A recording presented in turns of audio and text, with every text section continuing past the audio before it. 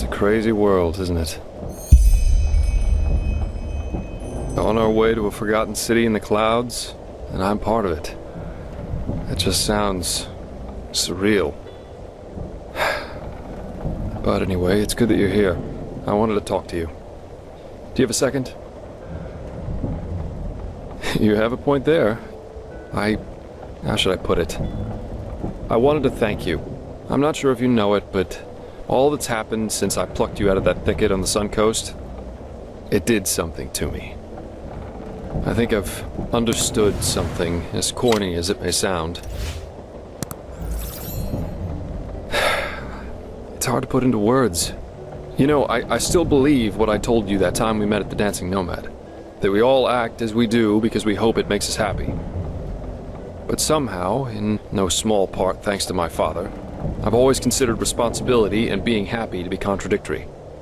But actually, that's wrong. It's the exact opposite. In order to be truly content, we need connection. To a person, to a cause, to anything. If you never find that, you'll never find yourself.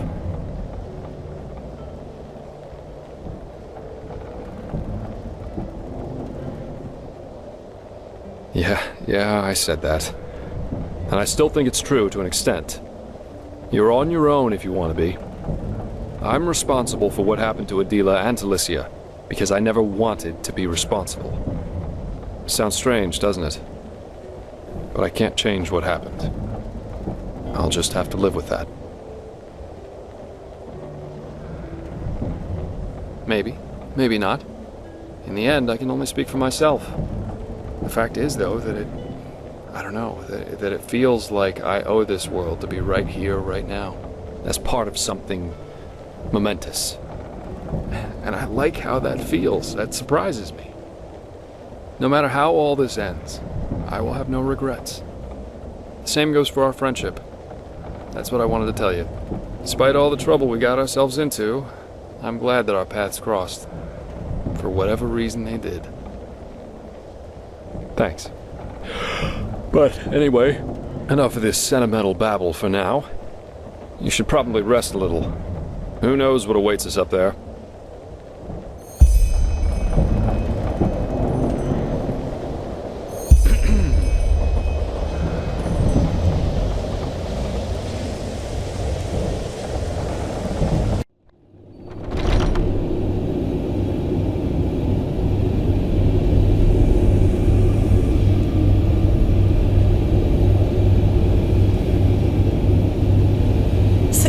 How are... Okay, let's just skip the small talk. I was never good at that. I wanted to see you because there's something I need to show you. Follow me. I couldn't sleep, so I used the chance to take a look around. The thought that Kermine did this all by himself... It's incredible. It would take dozens of Enderalian craftsmen at least 5 years to do this.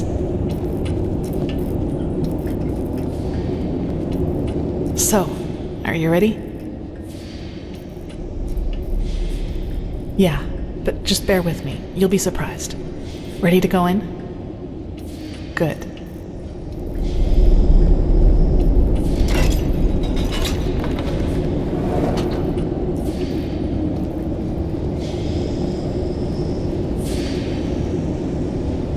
Kurmai told me about this place. This sphere is what keeps us in the air, and it draws its energy from the water. Crystal water, that's what he called it. I just had to see it for myself. It's beautiful, don't you think? In any case, He just can't believe it! No! He just can't believe it! Oh, damn. No, quickly, run!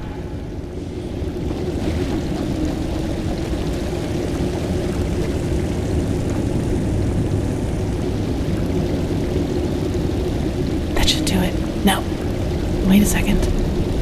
What part of vertical didn't you understand? He thinks his instructions were clear. Stay here. Do nothing. But no. You decide to run around the ship and open whatever door crosses your path. And no, Don't look at him like that. Next time, there will be consequences.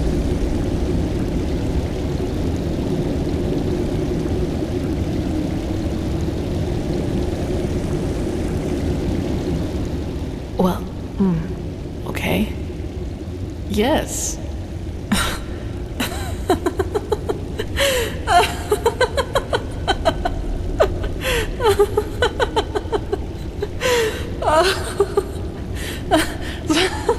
Sayera, that... I just... by the name of the sun, I just can't believe it.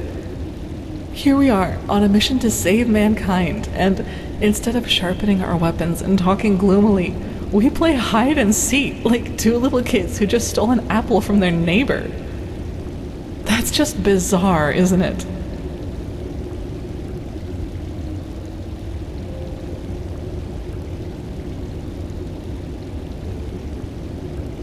No, it hasn't. Anyway, I guess we're safe down here, at least for a while. But actually, I don't mind. This place, it makes me feel serene. Lets you forget why we're here. Do I? In a good or bad way? That's good to hear. You know, Sayera, I've been thinking about what happened in the castle and the talk we had after that. Well, do you remember when I said that I should maybe just give up and accept that I'll never be able to fully control that thing inside me? You tried to comfort me and told me that what happened in the castle was just an accident, and that with just enough tenacity, I could make sure it would never happen again. At first I was grateful, but then I thought about it and realized that there was actually some truth in what I had said. You know, all my life, I've tried to kill that part of me because it made me feel despicable. And every time I failed, I hated myself for it and thought that I was just too weak. But that was the wrong way to look at it from the very start. This thing, the only way to truly kill it would be to kill myself. And I can't and won't do that. Not now, when there's so much at stake, nor in the future if there is one. No, I won't let it harm anyone ever again. But I'll accept that it's a part of me. You know, Sayera, what good did all the self-loathing ever do? I've been dealt a tough hand, and with that thing and these urges inside of me, I'll never be like the others. I think that's the best, maybe the only way to deal with something like this. Accept it, as despicable as it may be, because it is part of who you are. Do you understand what I mean? I'm not deluding myself. Living with this thing will be something I have to wrestle with for the rest of my life. There will always be moments of weakness when it will try to get the best of me. But I will always resist. And I will do so without condemning myself every time it happens. And in the meantime, I will live. I will do all the things that I never allowed myself to do. Build friendships, go see the world, and go dancing. Even if the latter would be a rather amusing sight. Yes, and that. You are, if you want to be. That really means a lot to me, Sayera. You know, I'm not sure I could have... Why am I still talking?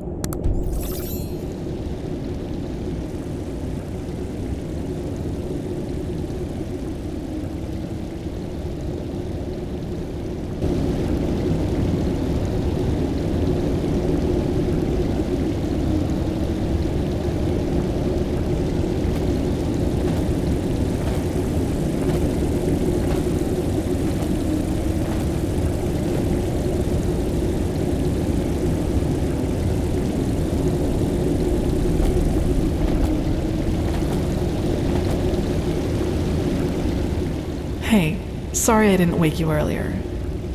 You seemed exhausted. I guess so.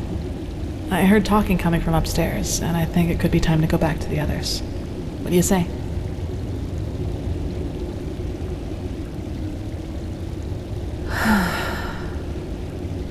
Good, I suppose. But truth be told, I'm also afraid. You know, to make a mistake. All of this, it's new to me, and it happened quickly.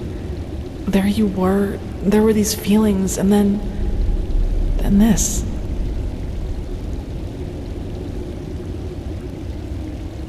The first time the other person felt the same way, yes.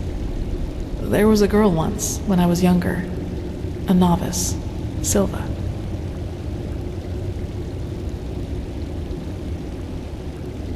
I guess so, yes. But honestly, I never thought much about the fact that Silva was a girl.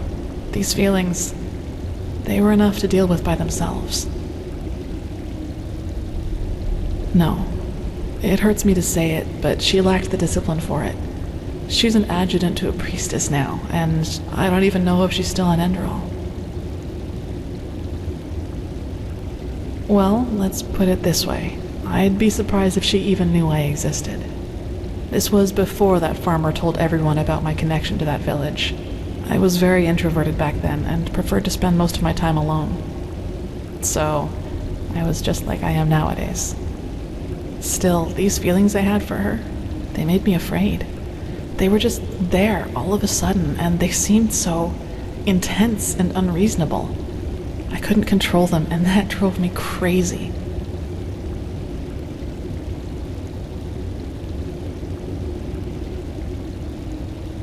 That's different. Between us, it was somehow slower. More like some sort of trust, some sort of affection, which grew with each passing day, especially through the talks we had.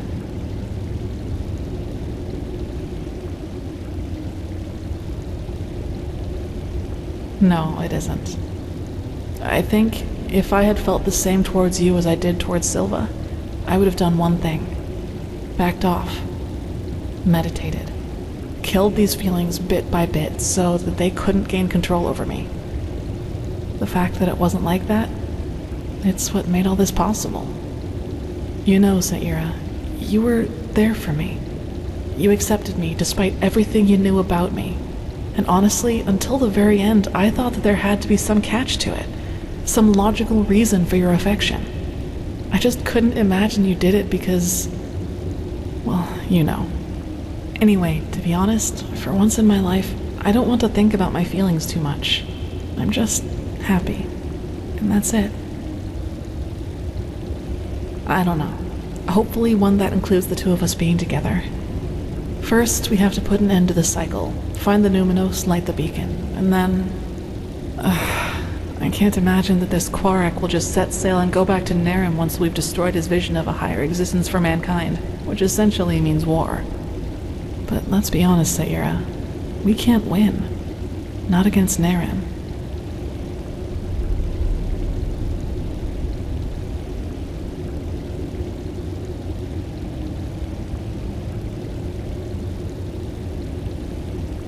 Yes, we'll see.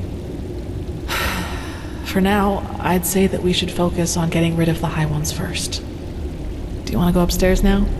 The others will be waiting for us. Good. I'd recommend a little clothing first, though.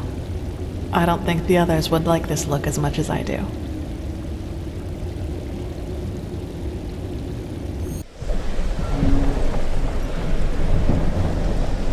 There's something isn't right here, I say. Why hasn't anyone noticed us yet? They probably just haven't seen it.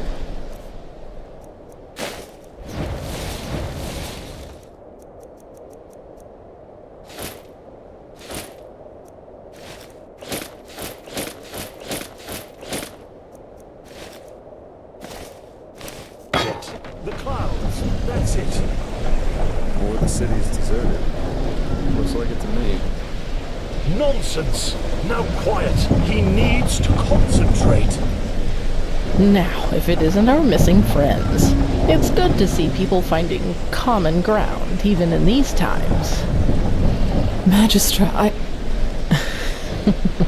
No reason to be ashamed, Keeper. There was a time when I was young, too, believe it or not. We came across the first of these floating buildings about 3 hours ago. The Valley of 1,000 Clouds. That's what the Starlings called it. But as you've noticed, it's a little too, well, quiet.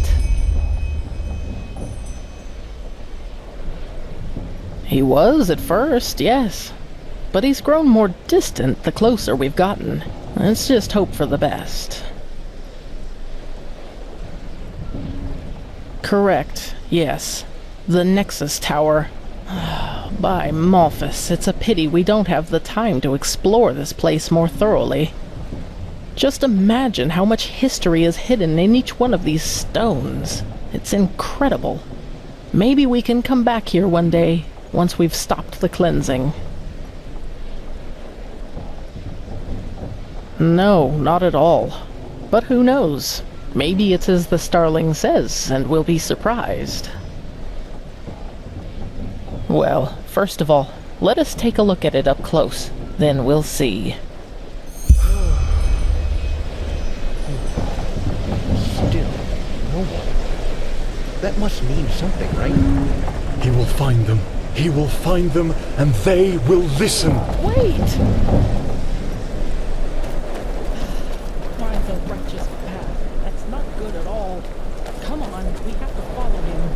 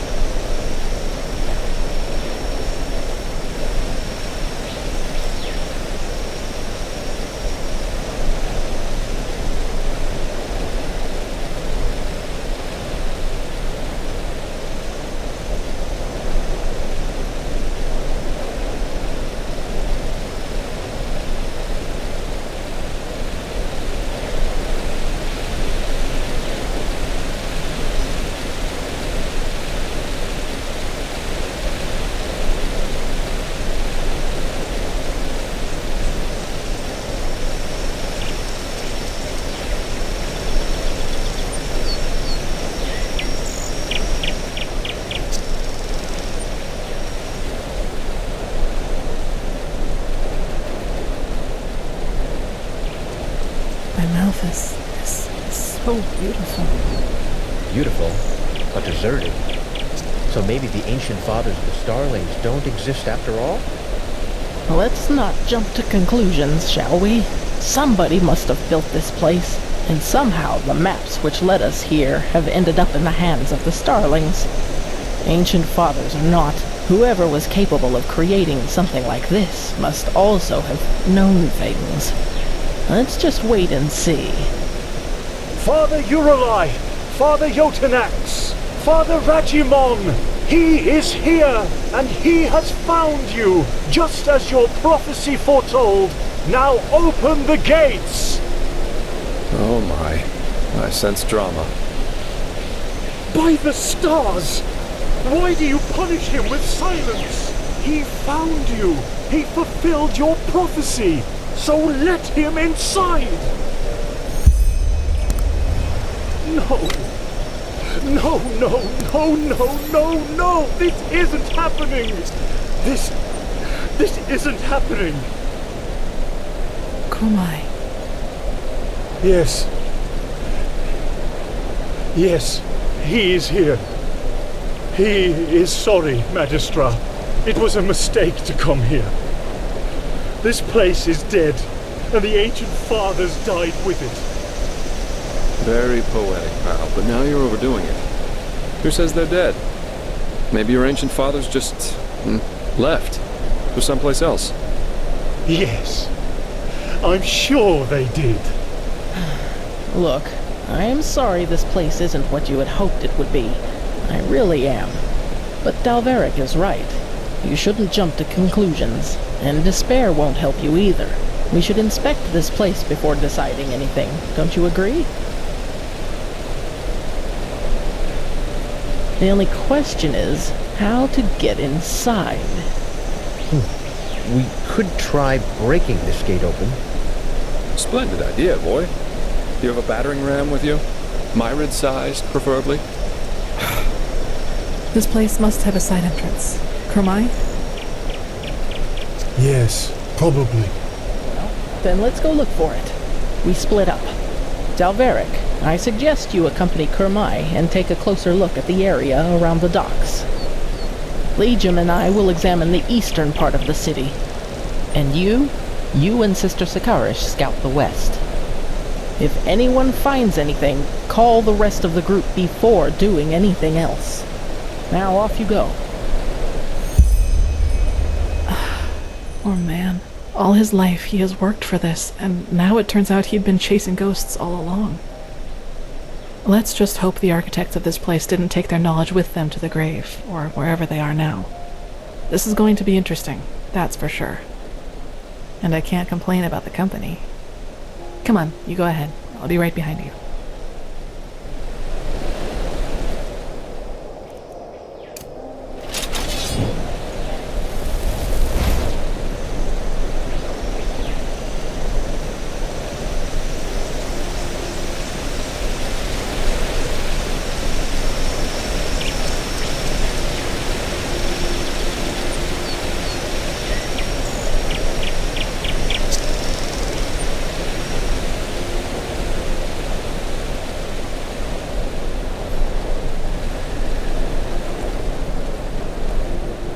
Saira, over here. That looks like a side entrance to me. Maybe it leads to the main tower, too. Come, let us go get the others. Good. That looks exactly like what we needed. Anything we should know about the interior, Kermai? Traps? No. Well then. Kermai, you, the Prophet, Sister Sakarish, and I will go inside. Liam and Dalveric, you stay and guard the ship. If we haven't returned, or if you haven't heard from us within 12 hours, you're to take the ship back to Ark. Understood? Understood.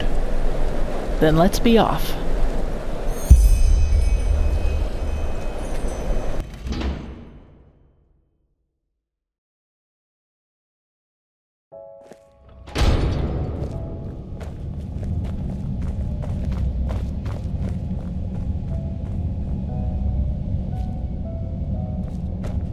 Not now. Please.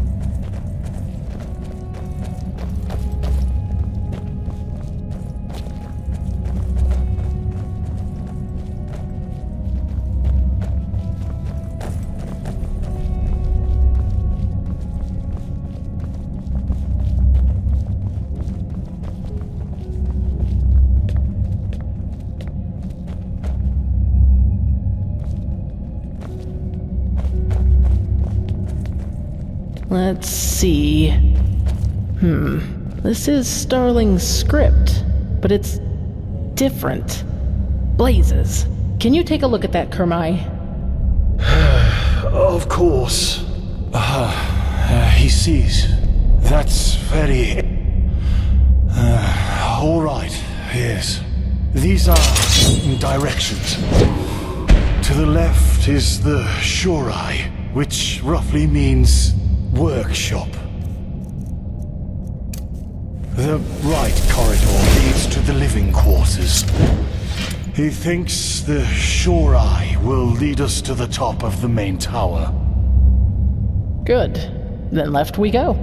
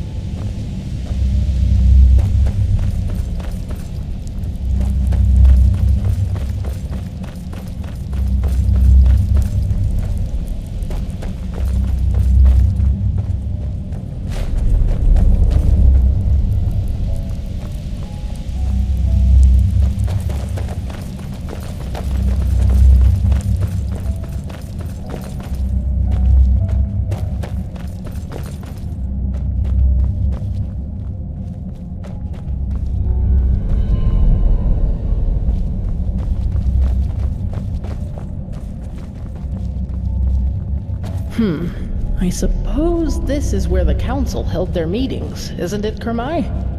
Wait, where is he? Huh? What in blazes? He was here a second ago. Wonderful. We need to find him. Let's split up. We'll meet up again here.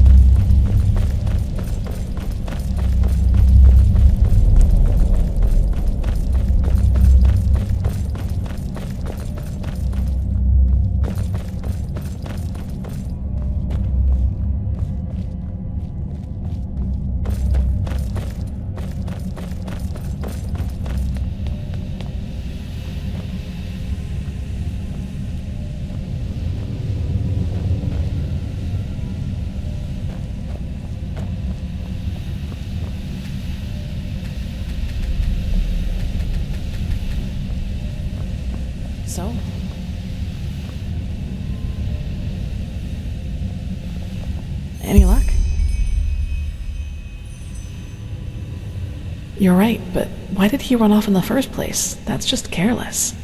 I couldn't agree more, but at least now we have a trail. Let's see if the lever still works.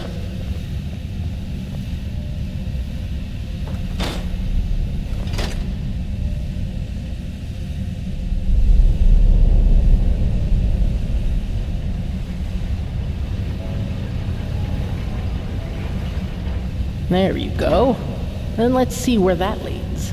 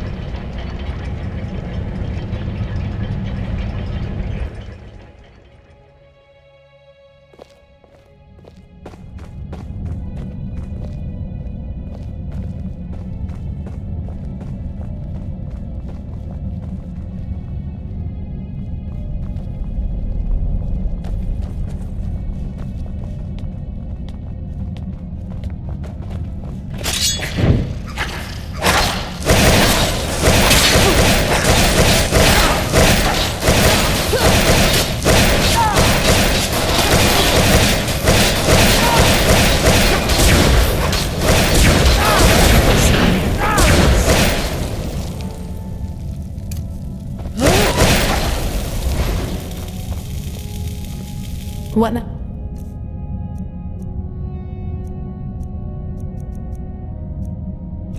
Magistra? Let's take a look around. He must have gone somewhere.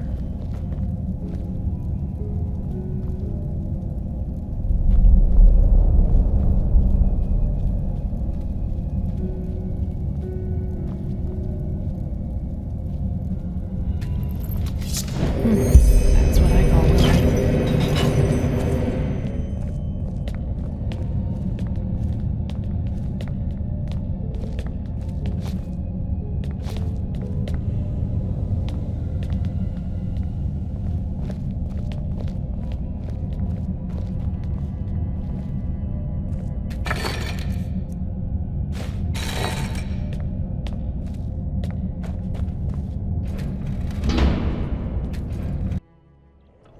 Kirash, this is beautiful. What is this place, Magistra? Can you read the glyphs? I'll try. Yes, that? Tower of Memories.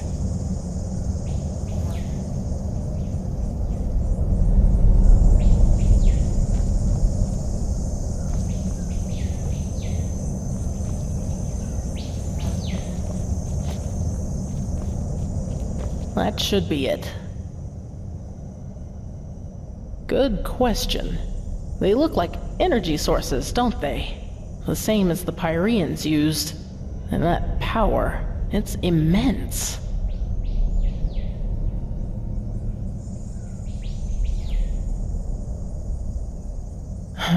Let me read some more. Blazes, this is tricky, but by Malthus, yes! We got lucky. The prophet was right. This is an archive. The archive, to be precise. The gathered memories of the ancient starlings. But there's nothing here. We will see about that. Come.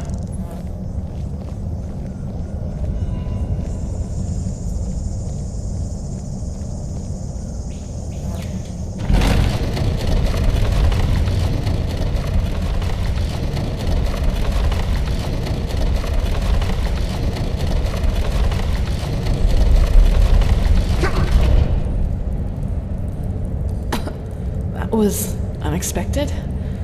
What now? One moment. Here.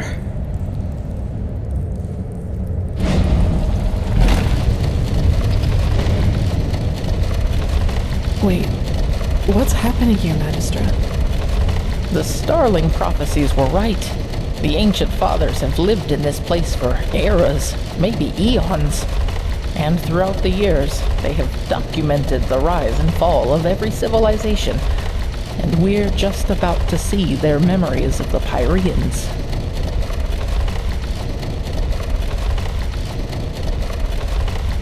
Correct, and they witnessed all of it. Their creation, their bloom, and their downfall. The same goes for many, many cultures that were before them.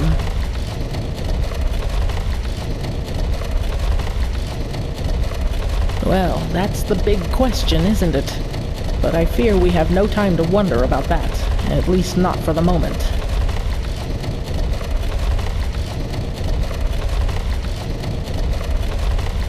Correct. And yet, they never helped any of the civilizations that were extinguished by it. But Who why? knows? This is Maybe murder. their hands were If they tied know how to somehow. defend themselves against the High Ones, why Farewell. didn't they share that knowledge? Who knows? Maybe their hands were tied somehow.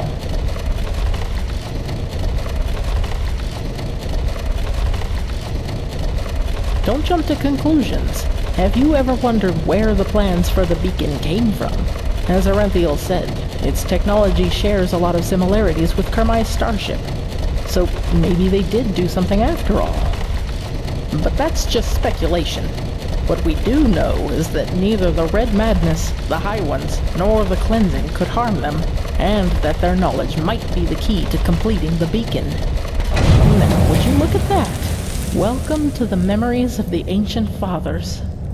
Let's see what we can learn from it. If the Grandmaster was right about this, the Pyrean history should perfectly reflect the different phases of the cycle, including the cleansing.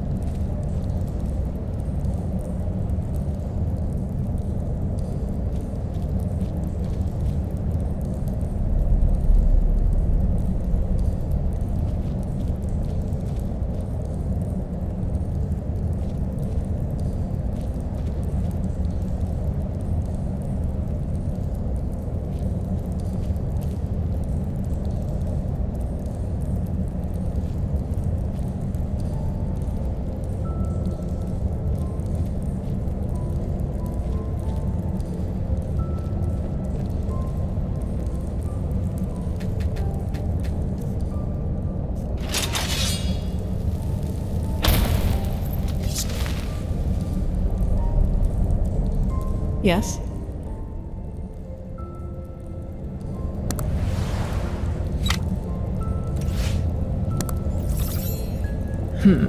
That's the first step of the cycle. Out of nothing, life forms itself, and from that life, man evolves and starts populating the Earth.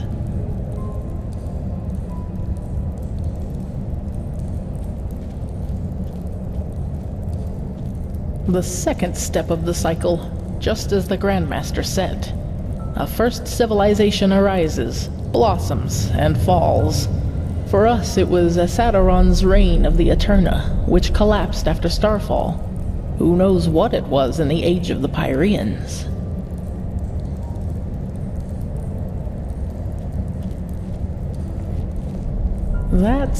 Let me see. Yes, this is the creation of a theocracy. After the first civilization falls, a second one arises, that is reigned over by a few who proclaim themselves gods. Do you see the hats? These were the sun priests of the Pyrean realm, the equivalent of our Lightborn.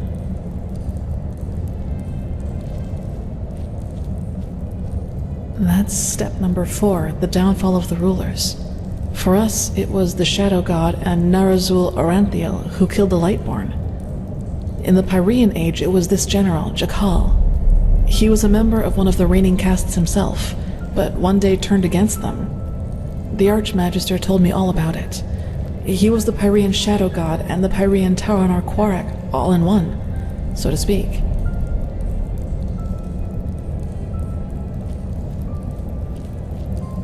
The chaos, the war, the red madness. This is the 5th step, where we are right now. Do you see this shape in the background? This must be the High Ones, who are behind all of it. The cycle nears its end.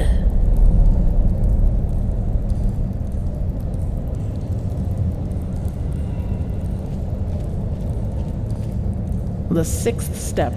The cycle concludes, the cleansing happens, and mankind vanishes, just like that. Do you see this temple in the background? This must be the temple in the city of 1,000 floods, the heart of the Pyrean realm. And after the 6th step, it all starts over. So this is the final proof. Everything that has happened to the Pyreans, and probably to those before them too, is now happening to us. That's the question, but by the gods.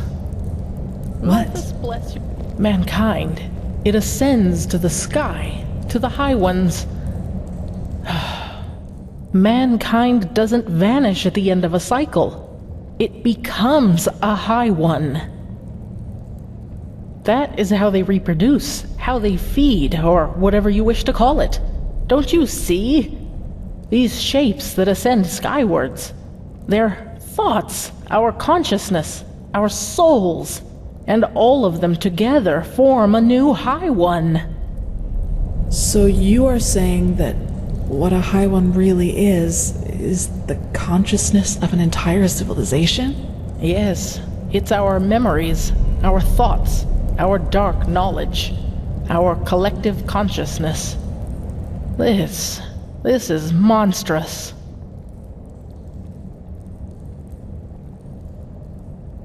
Yes, by the righteous path, that's it. Quarak is right. In a way, humanity does reach a new level of existence, because it becomes one of those beasts.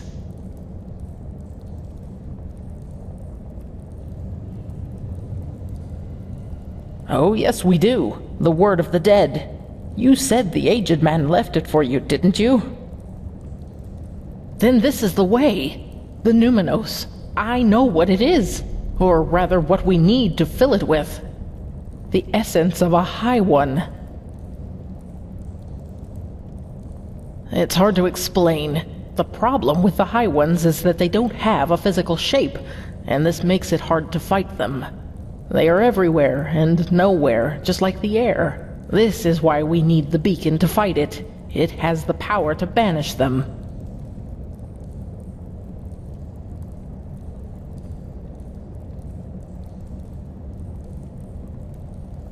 It's an assumption, but a well-grounded one. What the beacon does is channel massive amounts of energy and unleash it on its core.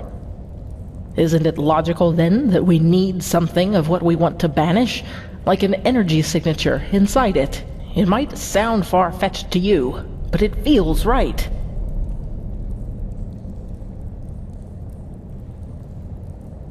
You're correct, it is not. But I don't see that we have any alternatives, do you?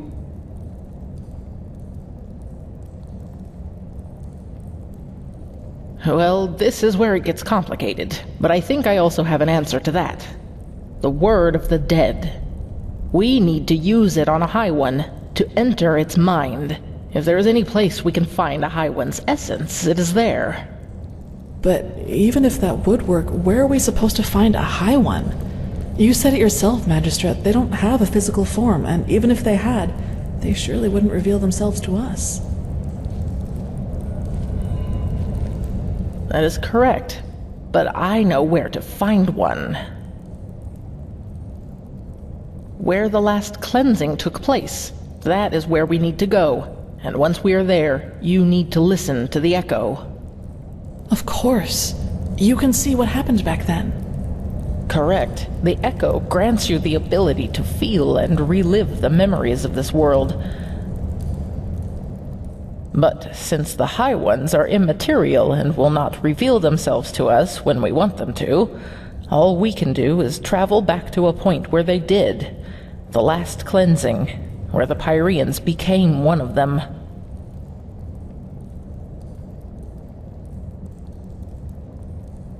Yes, this means that we have to find the holy city of the Pyreans, where the last cleansing took place, the city of floods.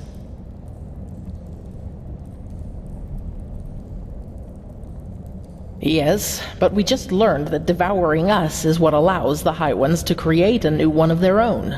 In other words, death is what a High One consists of. It's a giant, sentient, and ethereal corpse in a way. If the word of the dead doesn't work on them, it shouldn't work on anything. At least, that is one way to see it. Let us hope I'm right. Well, I hope this place can help us find the answer. If the ancient starlings witnessed the entire cycle of the Pyreans, then they surely knew a lot about the geography of the world as it was back then as well. We need to keep searching. Come, let us go back to the tower. Entities who reproduce by devouring the consciousness of an entire civilization? That's just bizarre. Is it? Don't we ourselves breed pigs so that we may eat them once they are fat enough? In a way, the High Ones are just like us, except that it's our thoughts that they are after rather than our bodies. It bears a certain kind of logic. You cannot deny that. Knowing that, Korak's story about mankind ascending to another level isn't as far-fetched as it first sounded. We don't cease to exist. We coalesce into something else. Into a High One. Yes, but is this new High One really us? Or does it just need us to come forth? Yes, we know now that this is how they reproduce. But we still know far too little. How did they come into being? How long has this been going on? So many questions. True, but if I may say so, Magistra, we should save the philosophical questions for after we have stopped the cleansing. Of course.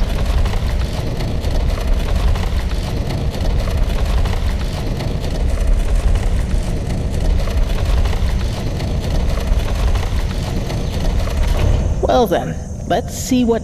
Kermai?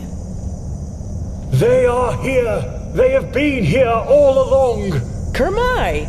Where by the righteous path were you? He was a fool to bring you here! You soil-born are too dangerous! You've always been! But he was too blinded! Blinded by his dream to finally finish her and sail home! I don't like this, Magistra.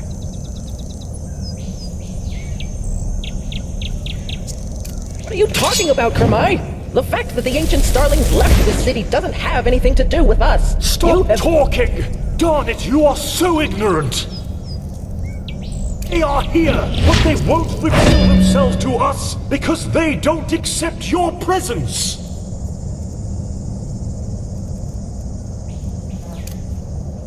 Because you are unworthy of them!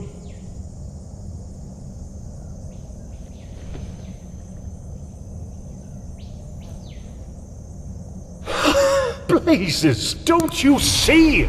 You've proven what he just said. For you soil-born, there's never any solution but violence to get what you want. And that is why you don't belong here. He will prove his worth to them. He will show that he deserves to live among them. The soil-born have to die. And then the fathers will reveal themselves. But how? Kermai, stop this! Right now! The defense system, of course! They will understand.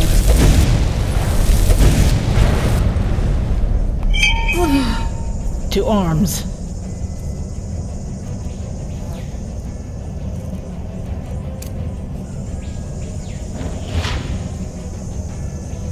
What is this noise?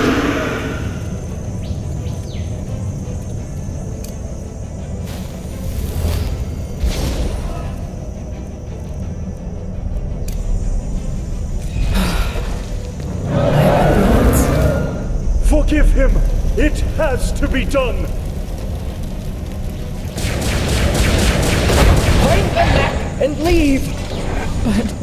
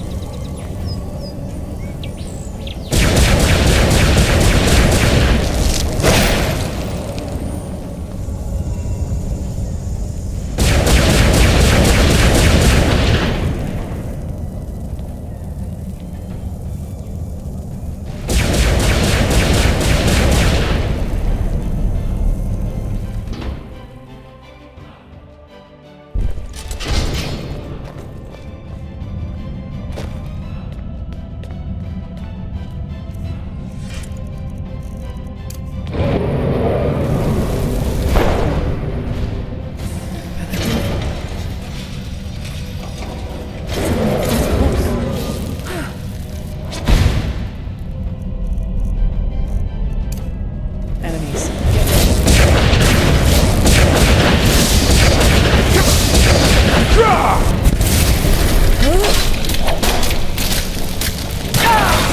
That was all of them.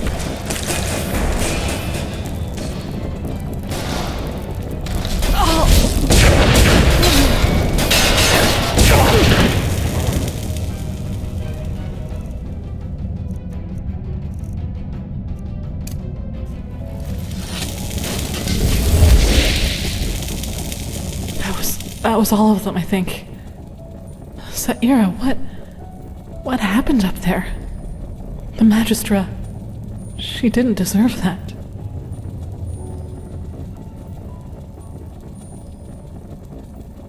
Yes, of course. But what now, Saira? We now know what the Numinos is, but we still need a map to help us find the City of 1,000 Floods. And surviving these creatures will be a challenge, too. Yes, you're right, we do. That means back to the dock. Come on, let's get back to that elevator.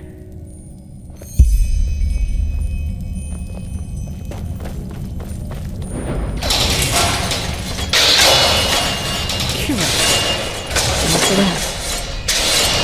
Correct. That's the door around.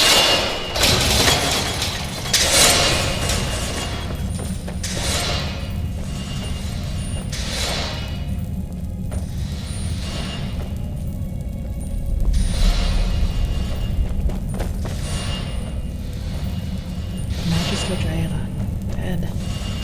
She was already a keeper long before the Grandmaster was even born. It's just not fair. Yes?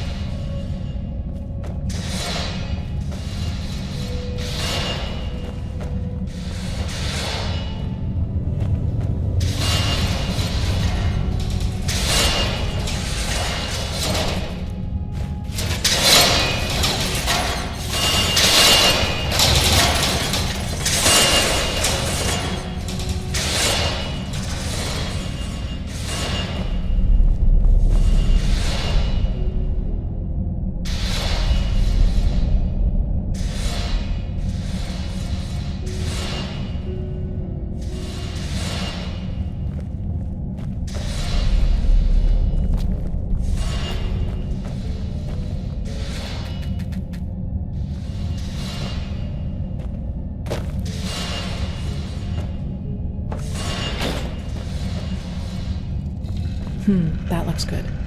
Let us hope it also leads us down the tower.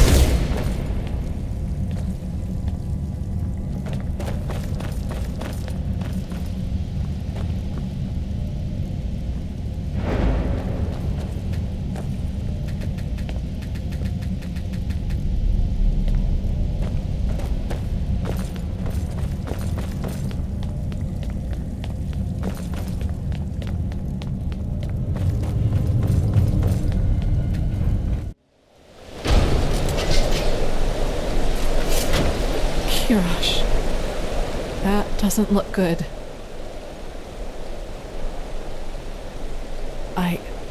I don't know. This flying steel creature must have noticed them. Yes.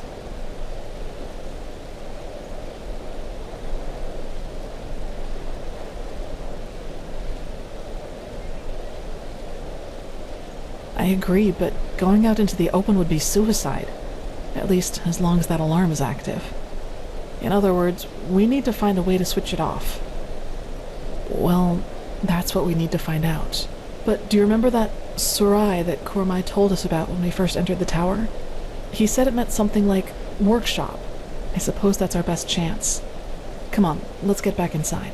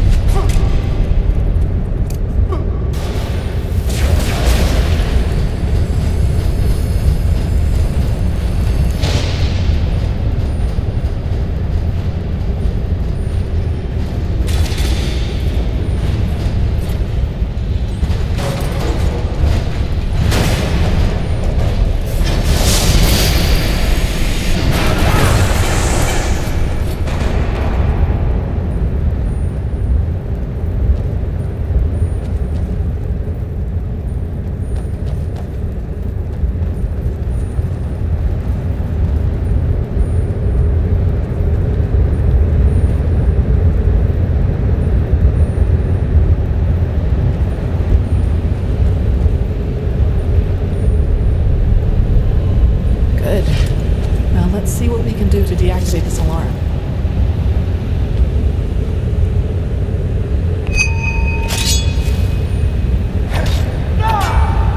So, did it work? Damn it. But... Run!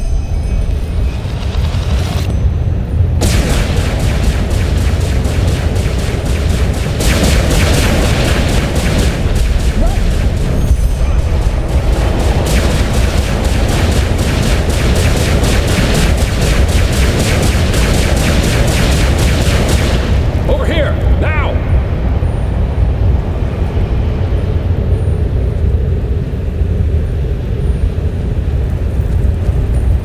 Kirash, that was close. True. Well, that's what I thought too. And this flying thing started tearing apart our ship. Thank chance I was on land when it happened. The novice, Legion, he didn't make it. By Malphus. Then we're the only ones left. So the Starling and the Magistrate didn't make it either? Oh, that's tragic. I'm ashamed to ask, but what about the Numinos? Did you find anything out about it? A map? If I believed in such things, I'd call this a twist of fate. I think I know where we can find one. And up there could also be our passage back.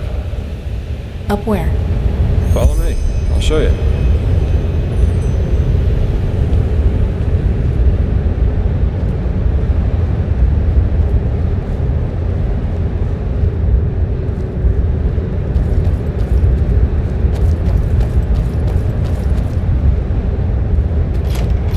Please, just a spar. I think we've been through enough together by now for that. And concerning your question, there was another entrance into the tower that led me right into these tunnels. There must have been shortcuts for the ones whose job it was to keep this place running. At least that's my guess. But it appears that you can reach almost any place in this Nexus Tower through the tunnels. And that's just what we need. At least one lucky break. Don't say that too loud. For all we know about this place so far, there could be some secret mechanism that floods these tunnels with poison gas.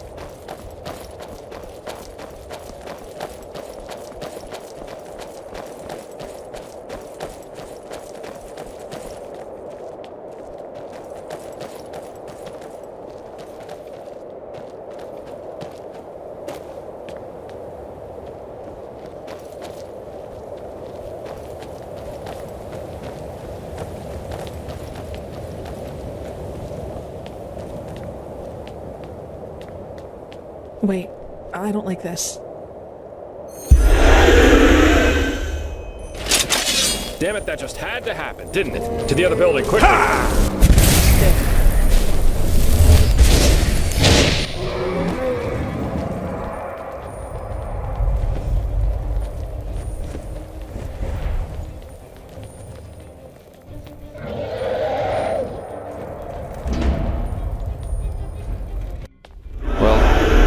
First, we need to find our map.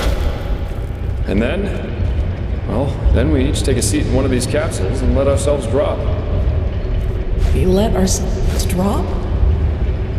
They're escape pods. Kamai had some of the ones on the airship, and I just hope they work as intended. Unless you have a better plan, of course. No. Good, then get going. Let's find that map.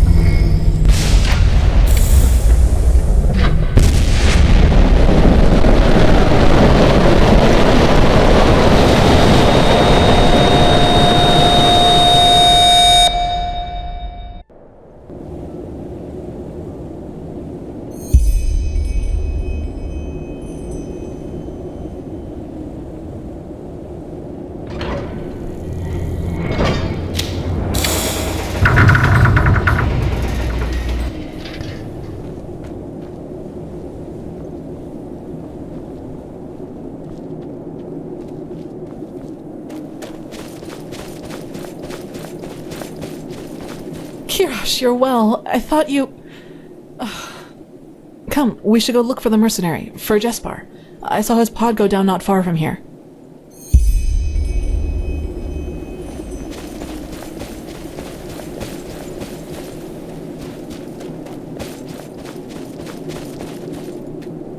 Look, over there. Oh no.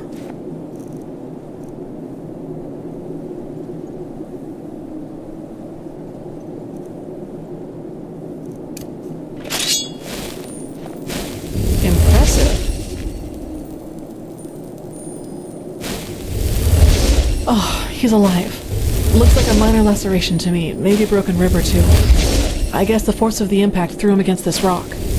Still, we need to get him to an apothecarius. Do you have the map? I think teleport magic should work again down here. Good. Then at least all this wasn't for nothing. Let's go.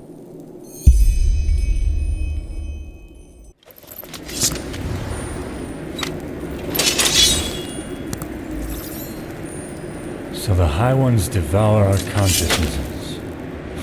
Now that's what I call ironic. Maybe Koarik and his free people do become part of these higher beings they so adore after all. We should tell them. Maybe they'll be so delighted that they will abandon the siege and sail right back to Naren. Spare us your jests. Archmagister, how long will you need to decipher the map?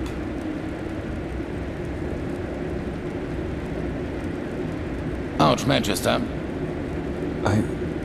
I don't know. A couple of days, at least. I should start right away. Excuse me. What is wrong with him? Jaela was his mentor during his novitiate. But he will get over it. He has to. You did well, Prophet. Despite the complications, the mission was a complete success. A complete success? What in blazes has happened to you, Tila? Nothing. And now is not the time for quarreling. Jaela is dead, Tila. Just like Jorik. Jorik for the name of the gods. And none of this would have happened if we had just given Koarik this idiotic machine. Please, Tila, if my opinion means anything to you, let go of this madness. I don't care about your opinion. Yorick was a traitor, and Jaela gave her life for something greater than herself. But the latter in particular seems to be something you cannot relate to. Now, silence. I've had enough of your attempts to hinder our mission. Back to the topic at hand. Sharon, what do you make of Jaela's plan to use the word of the dead to enter a High One's mind? I always thought it only enabled its user to relive the last memories of the deceased. Well, if the High Ones are made of a collective subconsciousness, they are different in that regard. They consist only of memories, and a lot of them. That is, of course, if the Magistra's theory about them is true. Forgive my interruption, but having seen the Starling's murals, I would say it is. Mankind ascends to become a High One. This is what the cleansing really is. Then it might work. Used on a High One, the word of the dead could allow us to enter its spirit. We will take the risk. The walls still hold against Korik's armies, but we need to hurry. As soon as the Arcanists have figured out the map, we will set out to find this city of 1,000 floods. If you have any unfinished business to attend to, you should do it now. Many things will be decided by what's to come. I feel it. Ah, and the apothecarius said that the mercenary will live. He's in the Cararium, in case you want to pay a visit.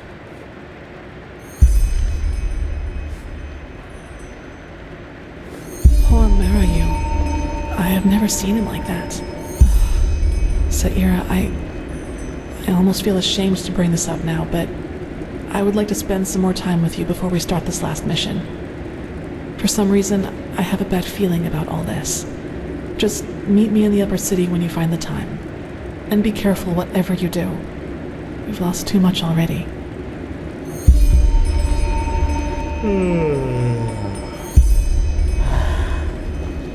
You were the one on Half Moon Island, weren't you? Why would that Korak do such a thing?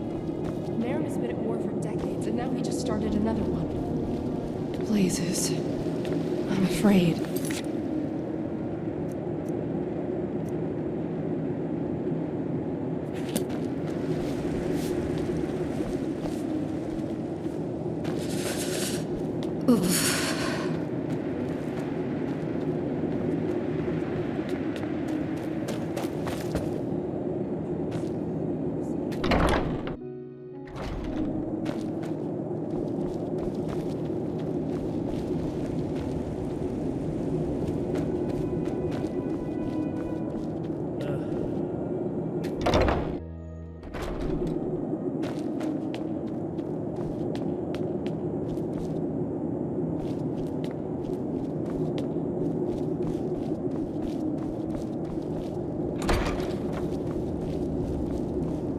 Now, isn't this a surprise? The world's nearing its end, yet the Prophet takes the time to pay me a visit. What do you need? It does what most injuries do. Hurts. But I'm a lot better, thanks for asking. Truth be told, just lying around here doing nothing's what's bothering me the most at the moment.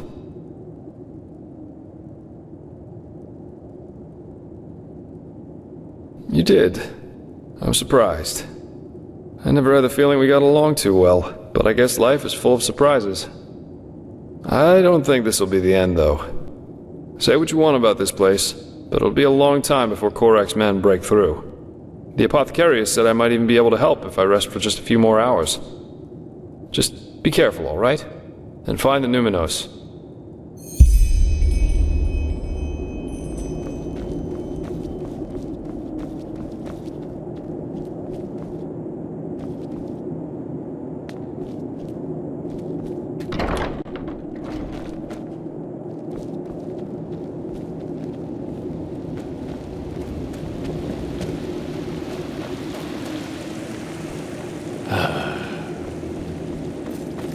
Let's hope he knows Yeah, what he's as doing. if.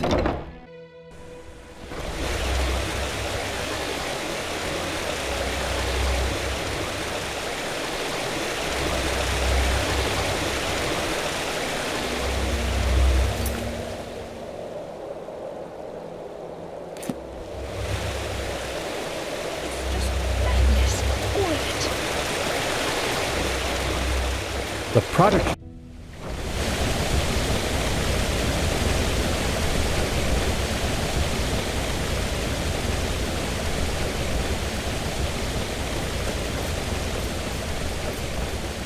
The fabled prodigy. I hope you can live up to what they say about you. I really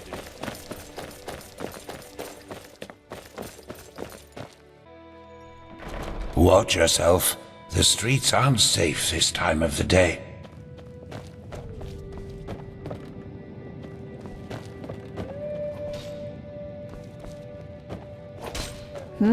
Can I help you?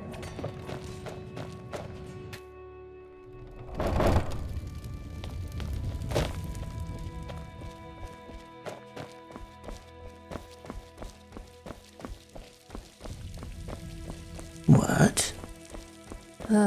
Work, work, work. Life isn't easy. And so the circle closes, as it does for these 3 virtuous souls we are mourning today.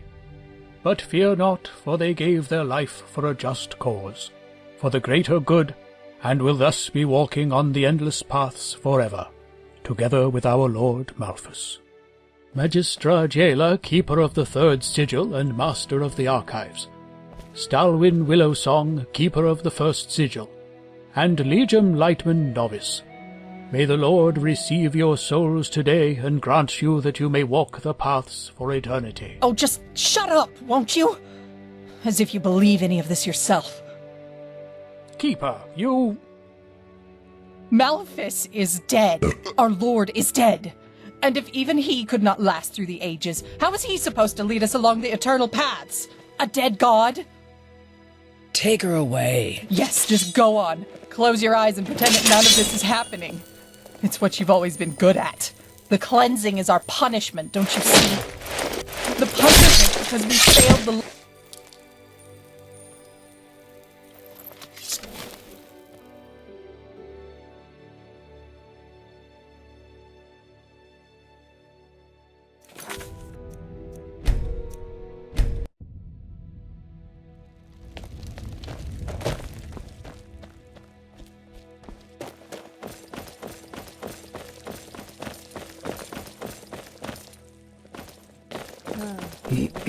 And so the circle closes, as it does for these 3 virtuous souls we are mourning today. But fear not, for they gave their life for a just cause, for the greater good, and will thus be walking on the endless paths forever, together with our Lord Malphus. Magistra Jaela, keeper of the 3rd sigil and master of the archives, Stalwyn Willowsong, keeper of the 1st sigil, and Legium Lightman, novice. May the Lord receive your souls today and grant you that you may walk the paths for eternity. Oh, just shut up, won't you? As if you believe any of this yourself. Keeper, you... Malphus is dead. Our Lord is dead. And if even he could not last through the ages, how is he supposed to lead us along the eternal paths? A dead god? Take her away. Yes, just go on. Close your eyes and pretend that none of this is happening. It's what you've always been good at. The cleansing is our punishment, don't you see? The punishment because we failed the Lightborn. That we let someone kill them. And the High Ones will take us all. Do you hear me? They will take us all.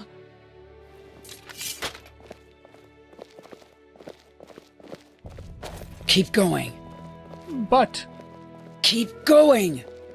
Magistra Jaela, keeper of the 3rd sigil and master of the archives, Stalwyn Willowsong, keeper of the 1st sigil, I just don't see the and fucking Legium point. Lightman, novice. May the Lord receive your souls today and grant you that you may walk the paths for eternity.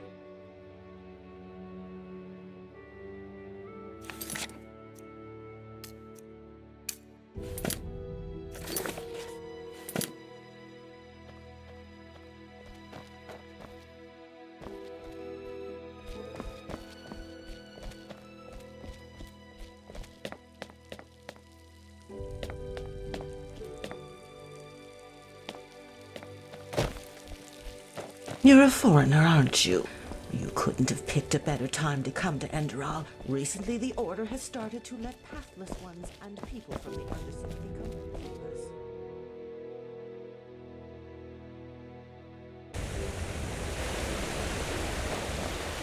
Yes?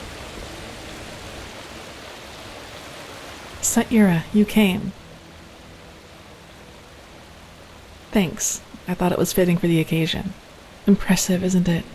From here it all seems so peaceful. As if there'd be no enemy army just in front of our gates. Not as if I didn't tell As if them all that this, already. the cycle, the High Ones, the Naramis, were just imagination.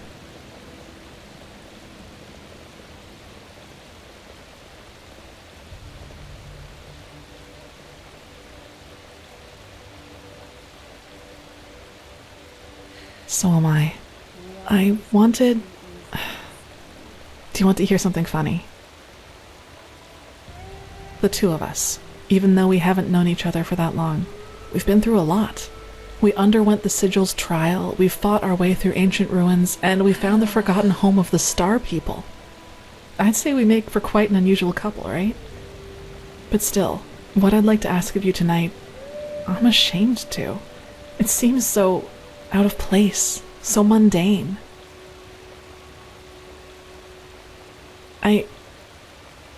Just follow me. I'll tell you when we get there.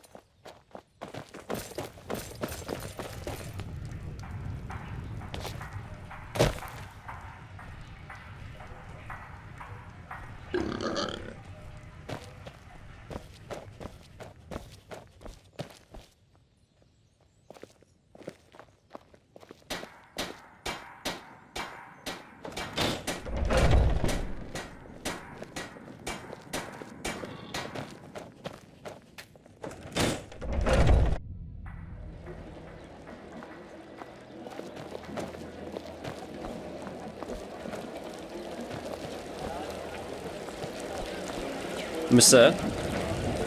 My sir? Yeah. It's not as if I didn't tell them that already.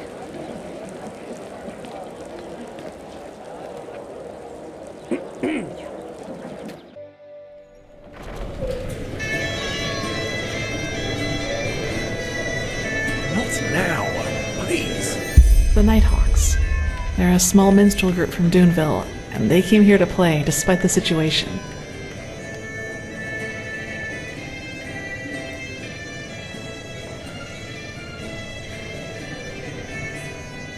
You're right. Until recently, though, I thought differently about that. I never permitted myself to waste my time with these kinds of things. And I thought people who did were fools, like that mercenary Jespar. But then I realized there's a point where you've done everything you can. And be honest, Sierra, we don't know what the next few days or even hours will bring us. We could die. And if that should happen, I want to be able to say, yes, Kalia, you gave your life for something meaningful. You pursued your ideals until the very end. But despite all that, you didn't forget to just let go from time to time. You didn't forget to live, or to love.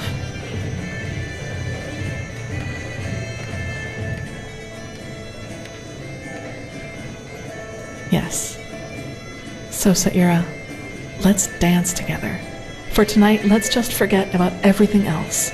The High Ones, the cleansing, all the things we've had to see.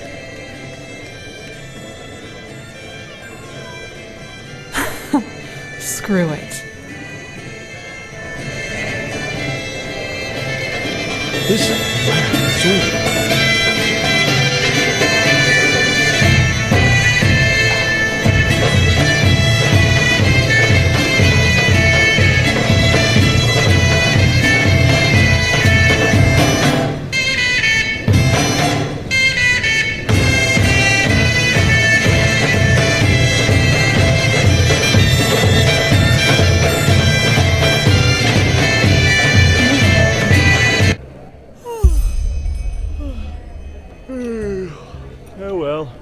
The best wine in all of Enderal.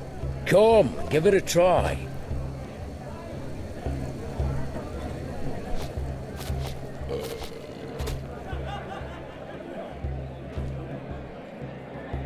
Fine vintage.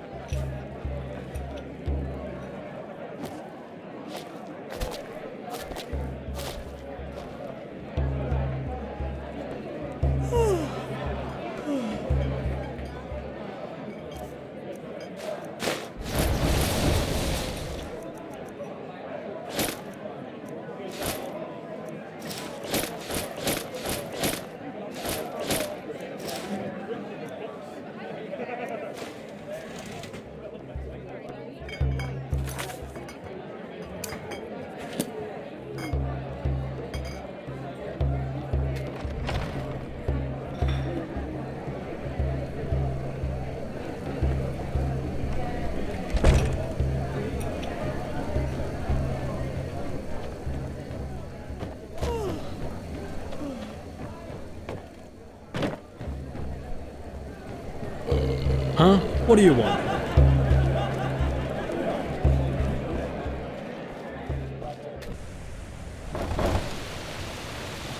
An outlander?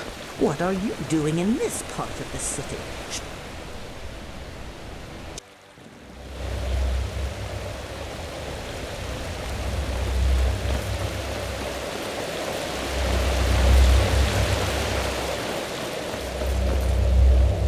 I can't believe Sigil Bearabat.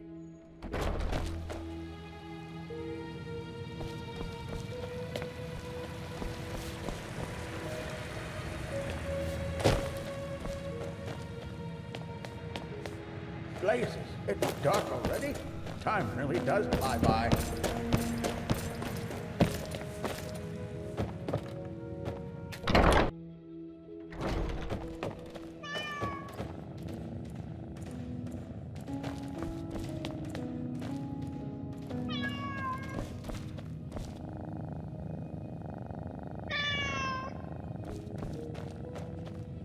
Yes.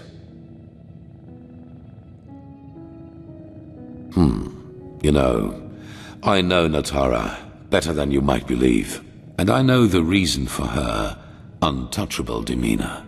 Fear. She's afraid of losing something important to her, something that she helped to create, and that is the Order. You probably do not know this, but unlike most keepers, Natara was not born of the Sublime Path. Even more than us, she had to fight for her place here, and through immense willpower and discipline, she made it, not only to become an ordinary keeper, but into the highest league. Correct. It is all she has ever lived for, and she's afraid that change will destroy it. Your admission into our ranks, our truce with Narazul's mages. She believes that my imprisonment made me into a fool whose only intent is to get his will. She does not realize that all that has happened burdens me as much as it burdens her, and that I would give a lot for her support rather than this ridiculous bickering.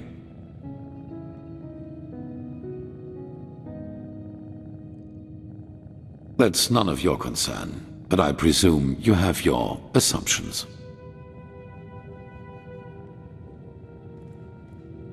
Everybody needs someone to back them up from time to time.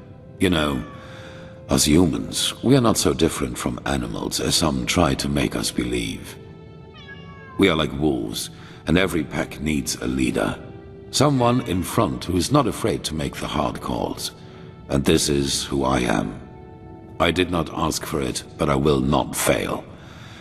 If my resolve weakens, the others will lose their courage, and I cannot let that happen. But that does not mean that I regret any of the decisions I have made. None of them.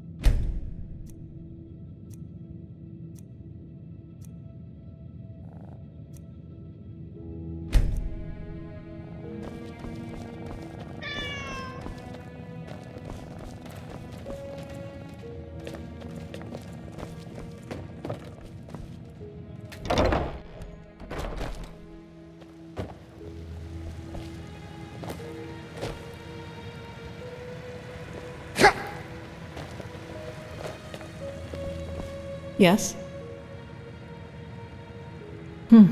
Until that Quark appeared, I actually thought things were going relatively well, like with the Sigil Stone and this beacon. But a war with Narim, that changes everything. They trump us in every aspect. Manpower, equipment, siege machinery. Let's just hope the walls of Ark are really as durable as they're said to be. Yes, it makes sense. Oof.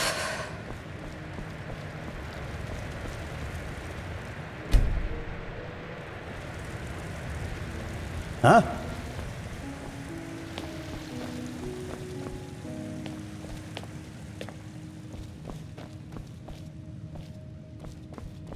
This is madness, all of it. Oh well.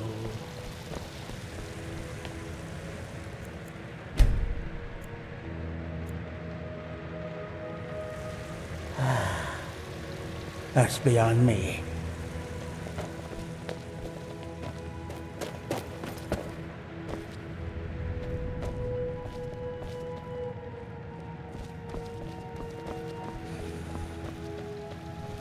Let's hope he knows what he's doing.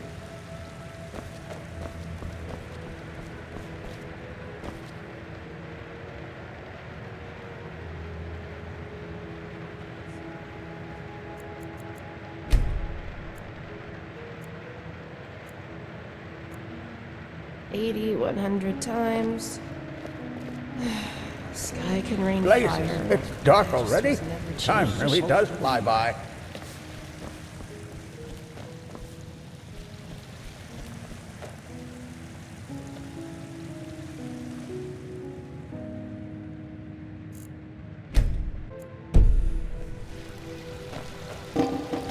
That is the prophet, isn't it?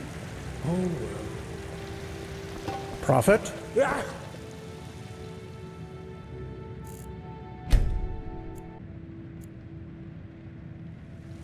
Pathlessness, wherever you look. Where is this supposed to lead?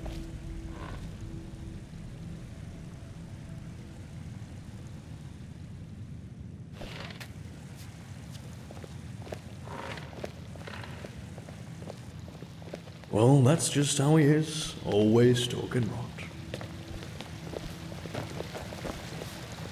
That is the prophet, isn't it? That's beyond me. Yes? Let's hope he knows what he's doing.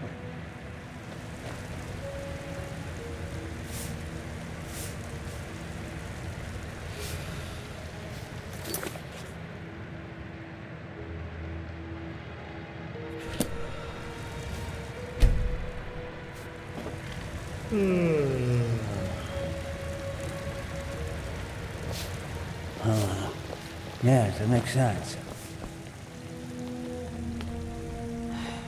Transcribe verse 80 100 times.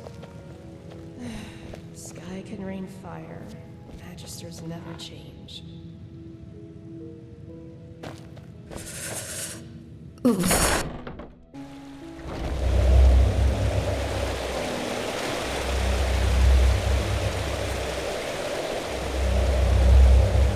Saira, it's good to see you.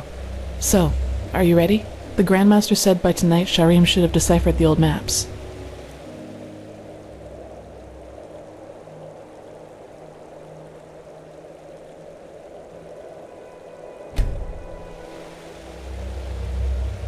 It's just madness. Alright then, let's wait until nightfall. Go on ahead, I'll follow.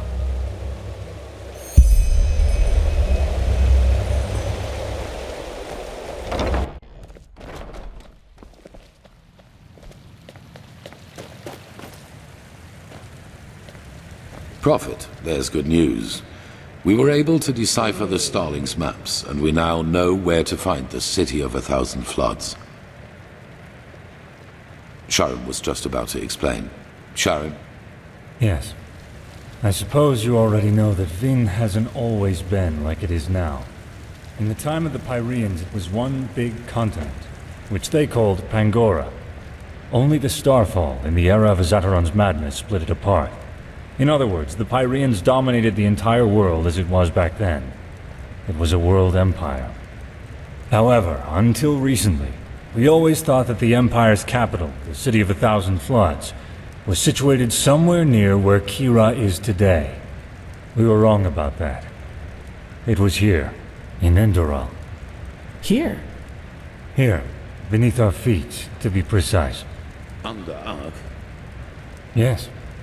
We don't know whether it was a coincidence that Malfa's vassals set the foundation of Ark here, out of all the places they could have.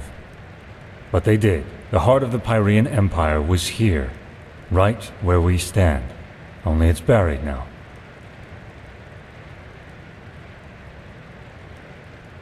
Hardly. Sadly, the Order never cared much for archaeology. We considered it a useless endeavor. And even if there had been private undertakings, the dangers such an expedition posed, let alone its costs, would have scared off most investors. But still, you're right. If the Order would have bothered, we could have saved ourselves a lot of trouble. However, it doesn't matter now. What matters is we now know where the last cleansing took place, and that it's somewhere we can reach. True, but there might be another way. Do you know the myth of the Black Guardian? The Endralians believe that there is some kind of demon deep down below the surface, and that you can even hear him scream if you just listen carefully. Rubbish, of course, but I think that these screams are the sound of wind. And if there's wind... There are tunnels. So are you suggesting that the Undercity's cavern reaches that deep? Into the City of Floods? Into what is left of it. All we need to do is find an entrance point that can lead us down. Then we leave without further delay. There's no point in leading an army down there, so the four of us will go alone. Prophet, speak to the Archmagister and tell him to give you the word of the dead and the container for the Numinos. We will need both. He's at the beacon. Shouldn't we at least think this through before we go? Ready your equipment. We'll meet at the gate to the Undercity.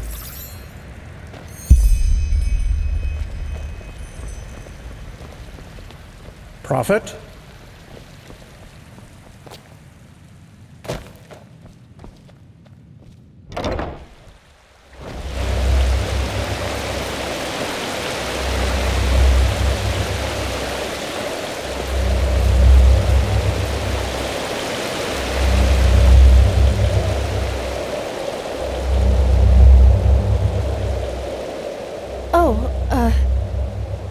Aren't you... never mind. How can I help you? He was. But he went to get something. Why don't you wait until he comes back? I have to admit that it's a great honor to finally meet you in person. You know, when all this started, when the Grand Master exalted you, I thought it was a sin. Granting an Outlander what we have to fight so hard for. But now... Phew! I think Malthus, or whoever sent you, that he did. We owe you a lot. Really. Oh, don't thank me. Say... may I ask you something? The beacon. Do you really think it'll work? I mean, I'm just a novice, but... if it can really banish the High Ones, how come the Pyreans couldn't save themselves? I just don't understand.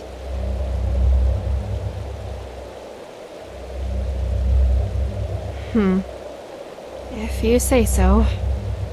You know, I lost someone not too long ago. It was the Naramis, under the command of that butcher Korik. My family has a small farm near the coast, and when the first of the Naramis ships landed, I immediately rode to them, to get them into the city, into safety. I'm sorry. This isn't easy. Our farm. It's on a small cliff near the farmer's coast. Just a few miles from Ark. I already had a bad feeling when I set out. And then I saw the smoke. And then there was that smell. And...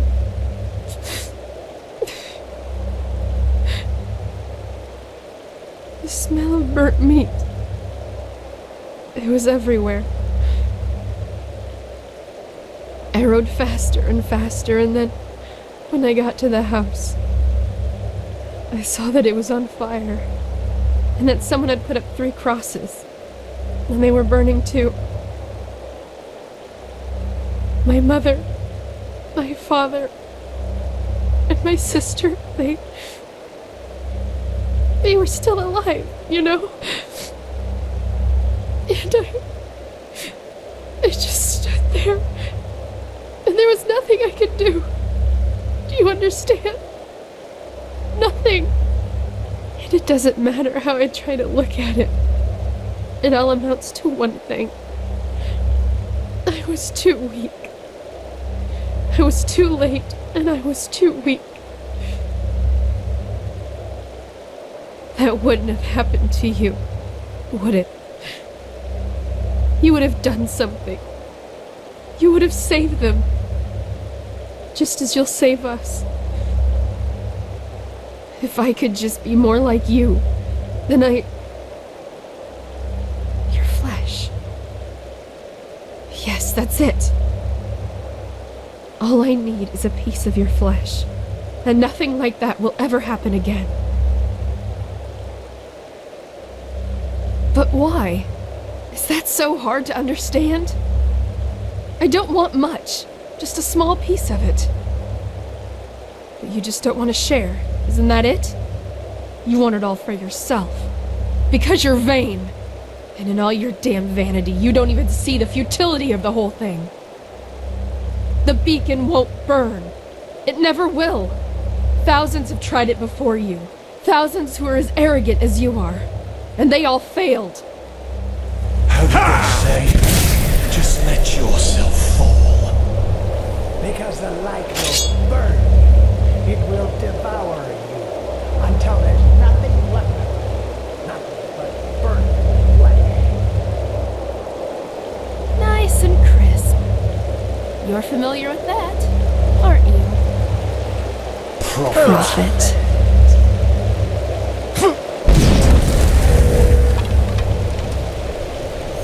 By Malthus, we need to stop them.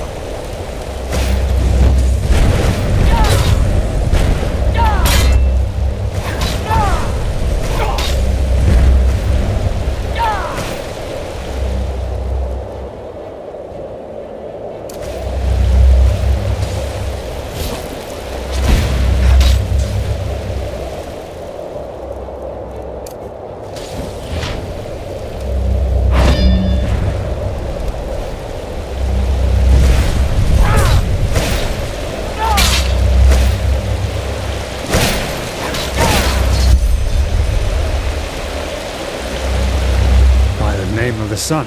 They were possessed. How is that possible? I thought the sigil stone protects us. Oh, of course. Wait.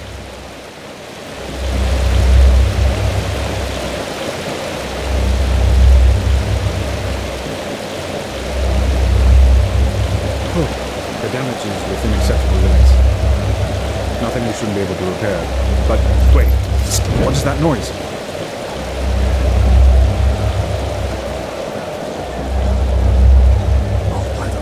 Path. I think you should see this.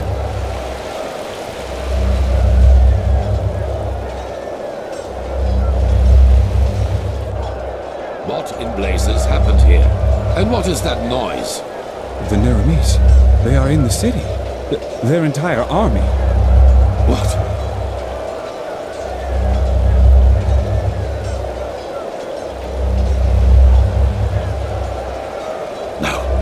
This is impossible.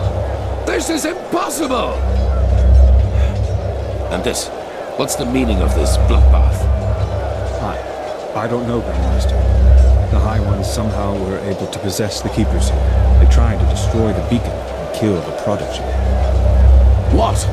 But the stone, we... Grandmaster, you have to see this. What? That the Neramis are in the city?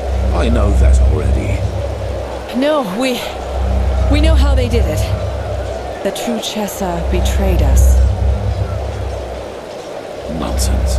It's the truth. She and almost a third of the Keepers followed Bartar's example. Come, you should hear it for yourself.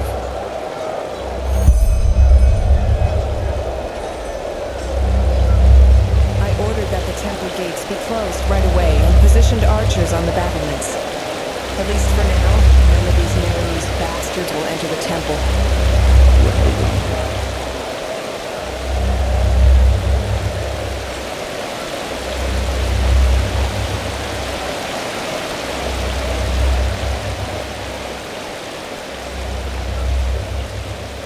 There, she survived it. Open your eyes, traitor. What? Hi. Grandmaster, I am so sorry. It shouldn't have happened like that. Oh, my Malthus. What have I done? Tell us what happened. Of course, Grandmaster. I will. The Trechessa, she contacted Korak and asked for... She's bleeding to death, Grandmaster. We need to get her into the curarium. We will, once we're done. Continue. The Trechessa arranged a meeting with Korak. What did she want from him? A truce. She offered him the city if he would promise not to harm anyone. she had this stone. You know, the sigil stone that protects us keepers from the High Ones. Korak, he agreed. Once the gates were open, he killed everyone. Yes, the Trichessa. He just... Even though she kept her end of the bargain. Then they swarmed into the city and... Oh, by Malphas, I am so sorry. I'm so sorry. Take her to the Corarium. Yes, yes, of course, Grandmaster. Lirim, Yetta, bring me a stretcher. Wait. You have to forgive me. I mean, we only wanted the best. You have to believe me. Please don't let me die as a pathless. Please. I forgive you. Now go. Yes, of course, Grandmaster.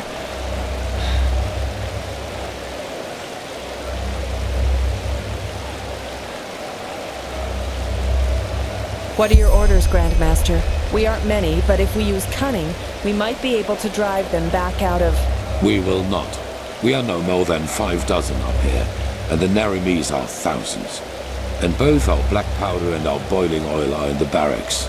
Then it's over. We've lost. What? No! Nothing is over! They can't be that far into the city yet. We only have to drive them out of the gates, and then... And how exactly are you planning to do that? By loading the cannons with sugar mint and shooting balls of herbs at the Narames? Great idea, really.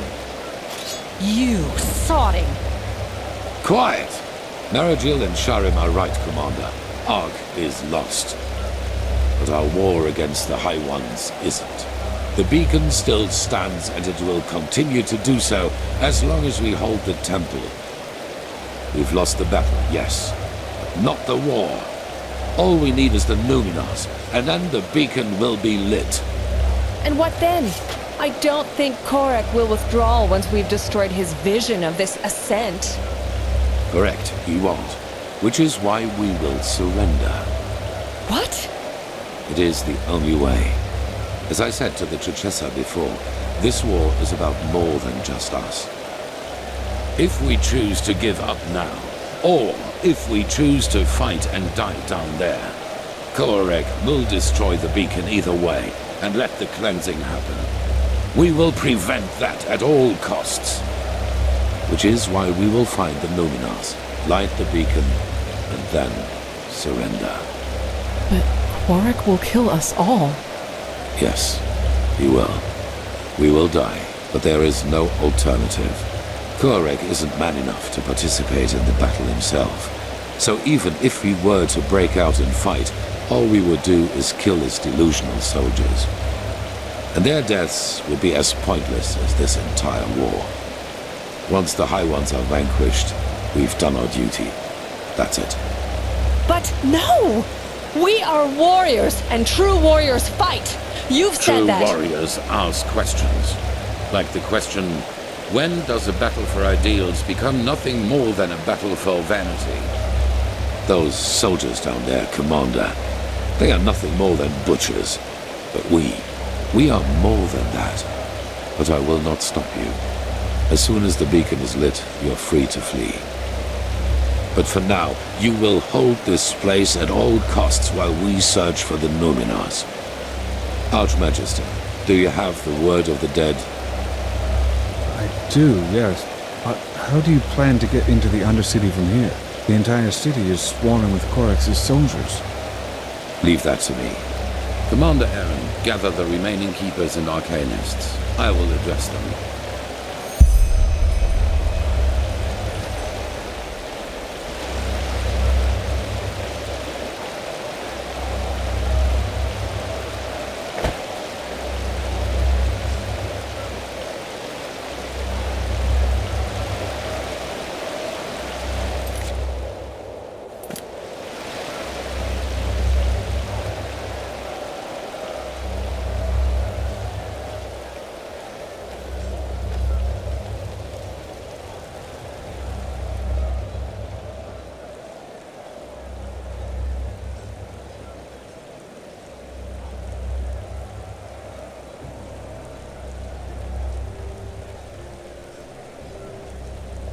You all know what has happened. We were betrayed by our own brothers and sisters. As we speak, people are dying, slaughtered by the Nerimes, who think we are their enemy. And I know what you are feeling right now. Anger. Anger aimed at those in our ranks who did this to us. But you're wrong. Despite their deed, they wanted to protect us, to fulfill their holy duty. And the same applies to Koarek and his soldiers. Yes, they are deluded. Yes, they have committed crimes past redemption, but they, too, only did what they thought was right. If there is someone to blame in all this, it's the High Ones, and no one else.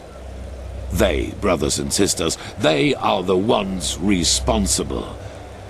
They have no mind, no compassion, no soul, and their only reason for existing is to destroy. They are cowards who act out of the shadows and play us against each other like puppets on strings. And right now, they think they have won. They think they can defeat us. But they will fail, because we are still here. We have the beacon, the only thing capable of stopping all this madness, and that is exactly what we're going to do. After that, you are free to go. Flee, fight, do whatever you think is best. I myself will surrender, because every drop of blood spilled after we have done our duty and destroyed the High Ones is useless. And even if the Nerimes kill me, my death will be a sign. A sign that people like Koarek will never understand. Hatred breeds hatred. This is what history has taught us, and this is what makes the High Ones strong. Stand by me when the time comes, or go. But until then, fight.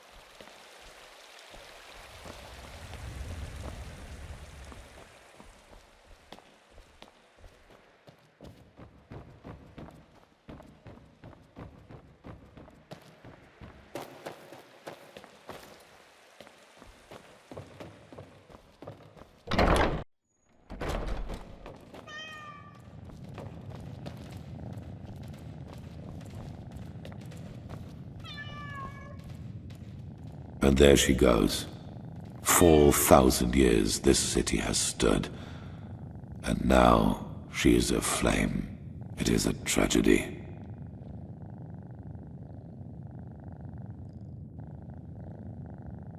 There is another way. I suppose you already know that the Order was never proud of the fact that something like the Undercity exists. And due to your dealings with the Relata, you also know that we, the Order, had an informal agreement with them. They rule the underground and we rule the surface. In reality, however, this is only half the truth. We never handed over the reins entirely. There is a Plan B in case things get out of control and the Undercity's inhabitants revolt, like they did once during the Blood Moon riots. Probably. I will make it short. There's a set of tunnels throughout the King's Mountain on which this temple was built, and they lead all the way down into the Undercity.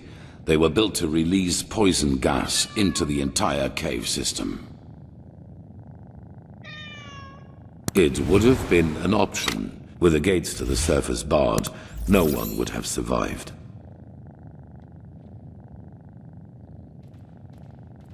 Down and back up again, yes. The Nerimes do not know about these tunnels, and when they find out, it will be too late. We descend, we find the Numenors in the City of Floods, and we light the beacon.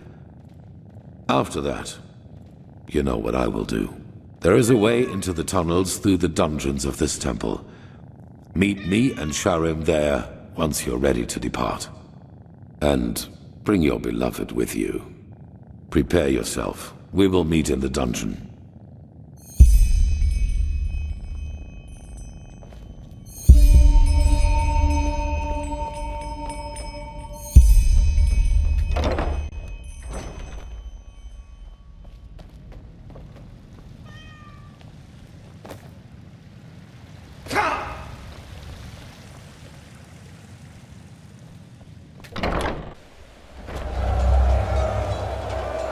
I can't believe Sigil Berabatar betrayed us. Not him.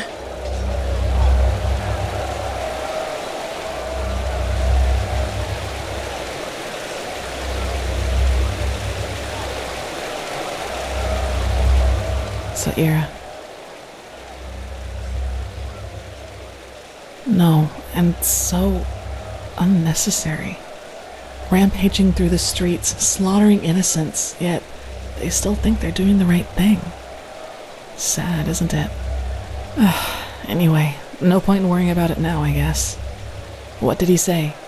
How is he planning to get us down into the Undercity?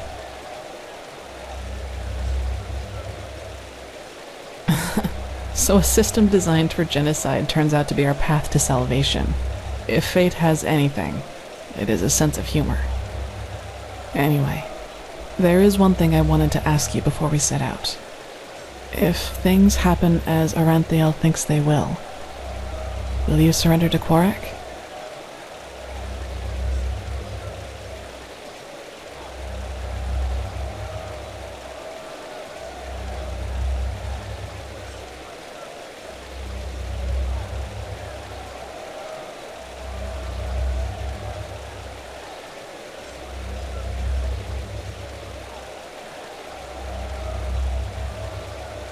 I can relate to that.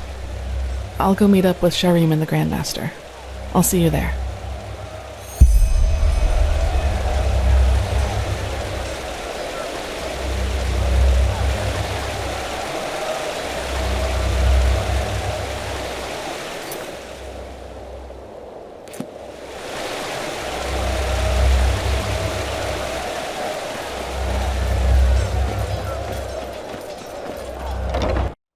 This is madness, all of it.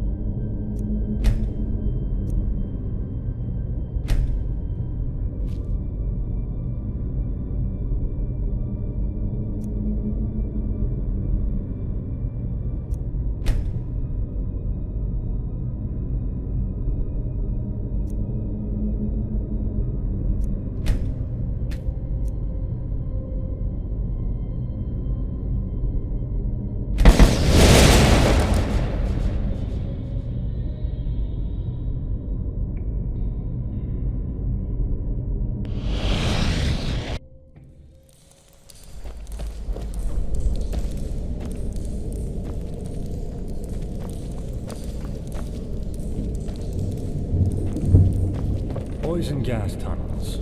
If there's one thing the Holy Order has always been, it's creative. My respect for that, Arithiel. They're here. One moment.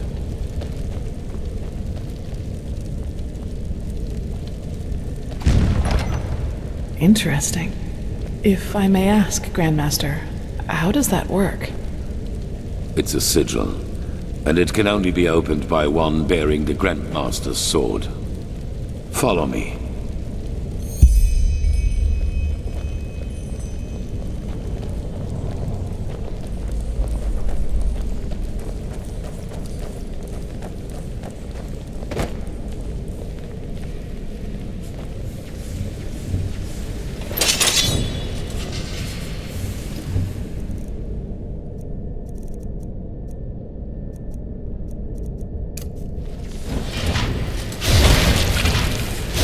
There.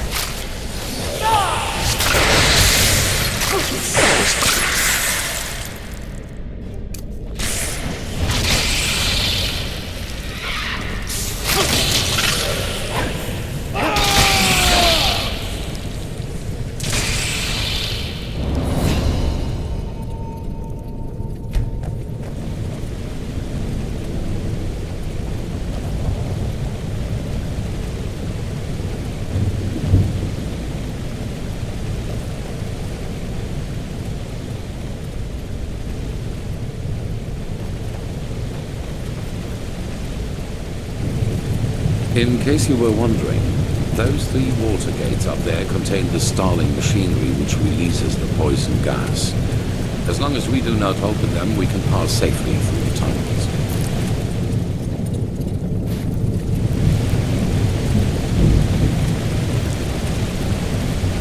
So, this tunnel system, how many exit points does it have? I assume that a single exit into the Undercity wouldn't have sufficed to poison it all by itself, would it? No. There are a total of 8 exits, and we will be using the one that leads into the Crow District. According to Maragil, we should be able to find a suitable entrance point into the old depths from there.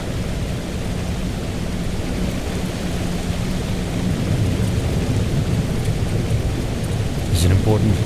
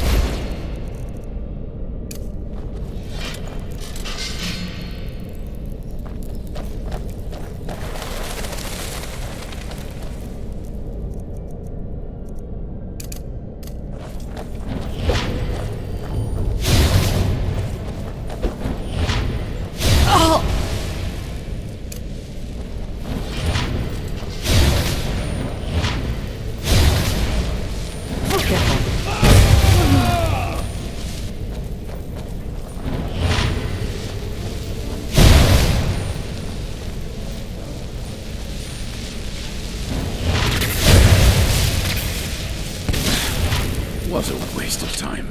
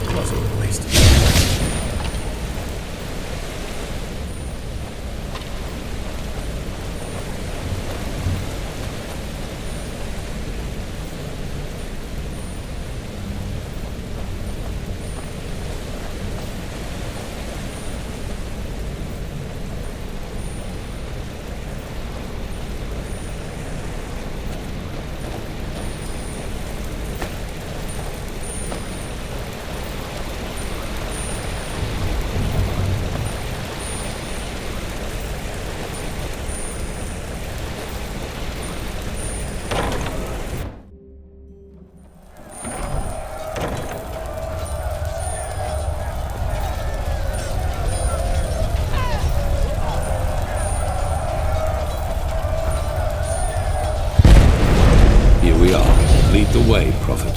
You know this area better than we do.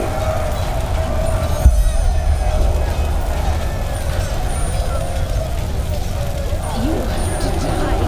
Every single one of you.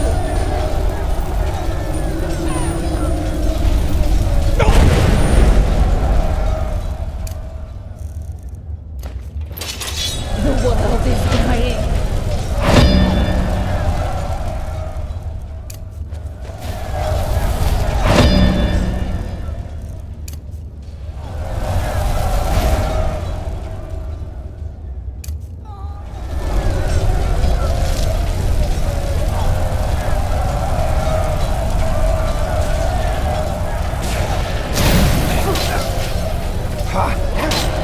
Like the fight of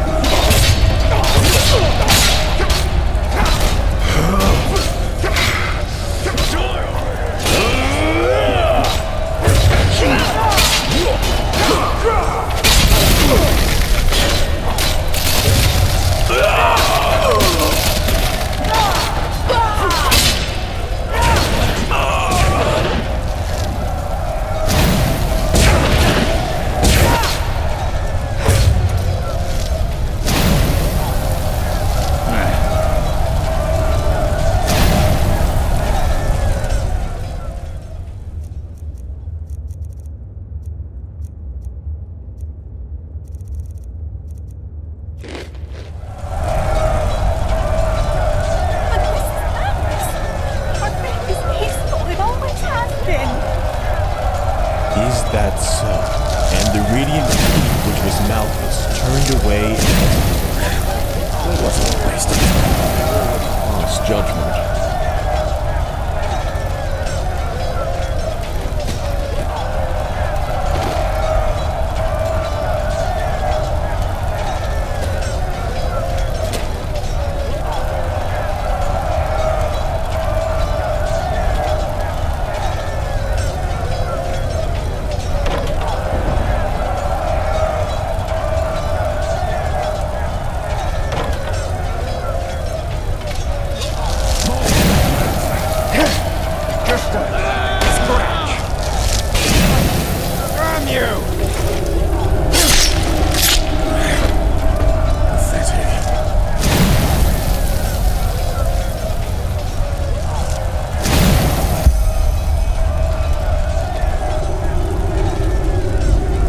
This is the place. Sharrim.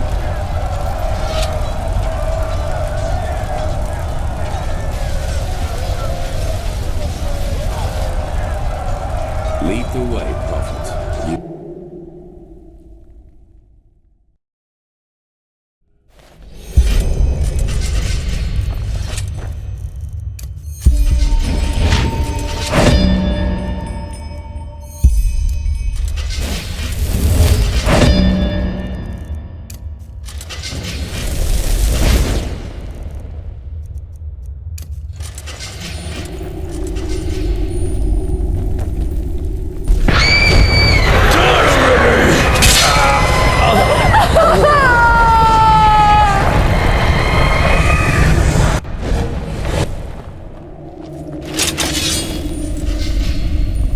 Saira, you look pale.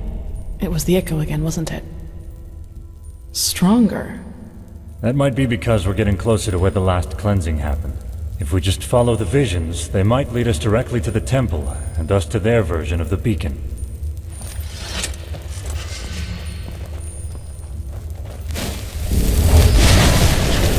Here.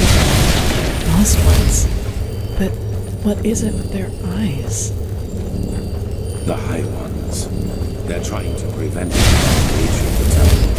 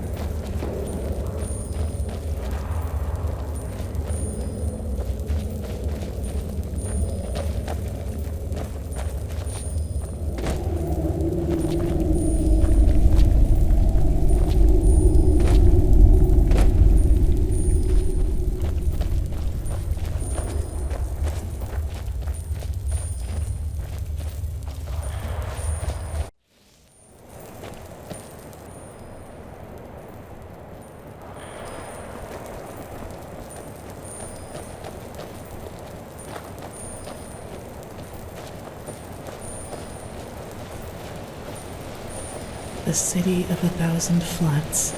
The name of the sun. It's so beautiful. And dangerous. Come, we need to get down there.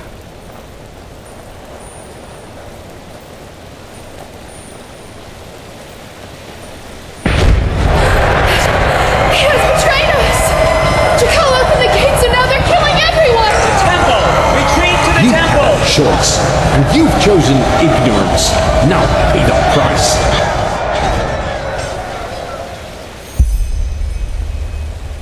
What did you see? What? But does that mean everything we have achieved hasn't made any difference at all? That we found the Black Stones, the ancient starlings? All that the Prophet has seen is that someone betrayed the Pyreans too, and that this jackal was deluded as this fool Koarek. We knew that already. We are the first to be so close to lighting the beacon. I can feel it.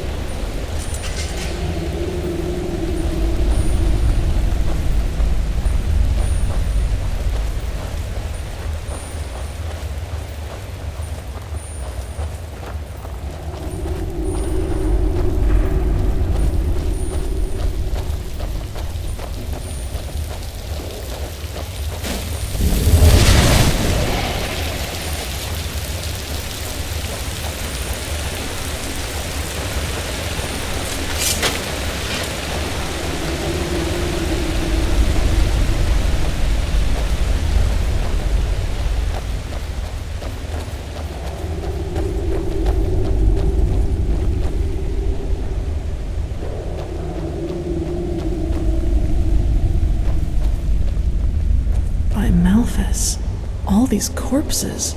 How can they still be here? They should have decayed long ago. Good question.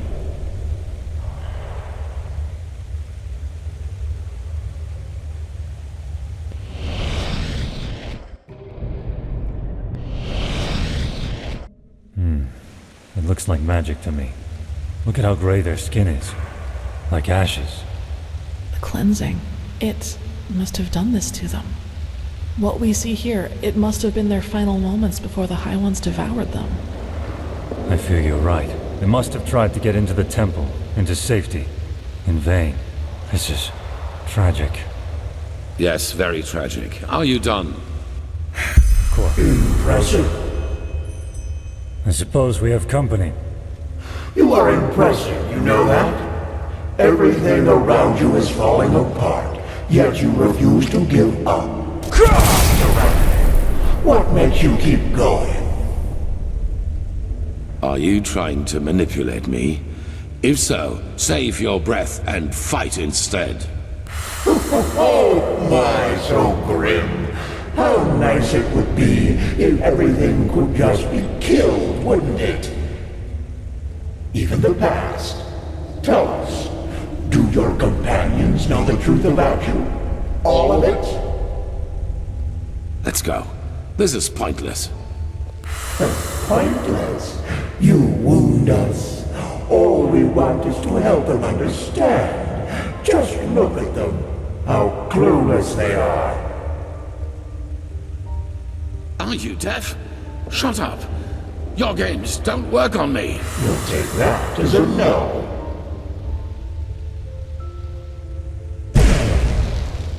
But there has to be a way. Not here in Inodan, Tilor. We could hide the pregnancy, but a living child? A lightborn and immortal. It's blasphemy. As ridiculous as that may sound coming from my mouth. You could flee with him, you know. Take him somewhere where no one will find you. What? Erlander, that... No. They would recognize us for who we are. Not if we took precautions. But even if they did, no one would dare oppose a Lightborn. No one. Tealor, please, don't let him grow up without a father. He will be special, I can feel it, and he will need you. What is this? But... No, I can't. The Council, Erlander. You know what they said about me. They want to do it. You mean the exaltation? I can't believe you just said that. This is about a child, Tealor. Our child. Yes, our child. Why don't you tell me another 1,000 times? I have obligations here, damn it. And you should know that better than anyone else. You know how hard I've worked to get here, Erlander. And now you want me to give it all up? For this thing? Tealor, how? I just don't know what to say. Being a seraph, it's a title by the name of the sun. A title. How can that possibly be more important to you than... Oh, I just can't believe it. I just can't believe it. Of course you can't. You've never known what it means to have to fight for something. We will give him away to one of your servants. It is better that way, for him and for us. What would have happened if you had been there for your son, I wonder? Would he have ever started to blame the gods for this deep hatred lurking inside him? You made your son into what he became, and all because a promotion was more important to you than your own flesh and blood.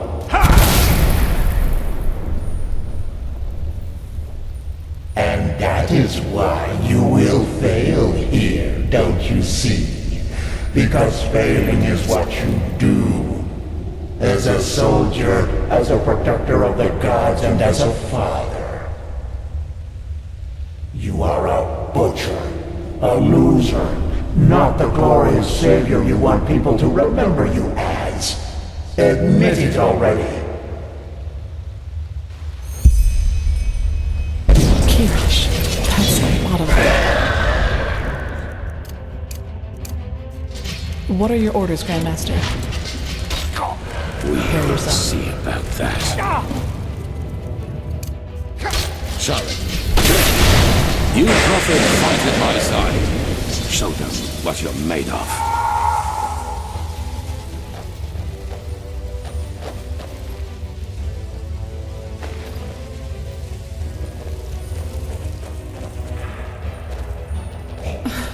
They're blocking the way.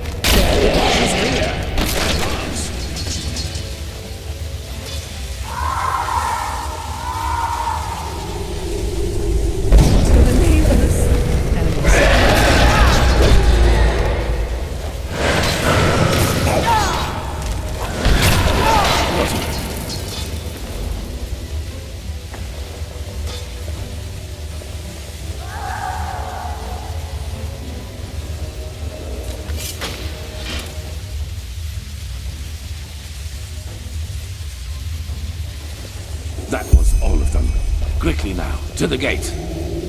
Garage. It's locked. What do we do? We will break it open. Do you see the ballista up there? Keeper Sakaresh, you... Wait. Do you feel that? Yes, the heat. By the name of the sun.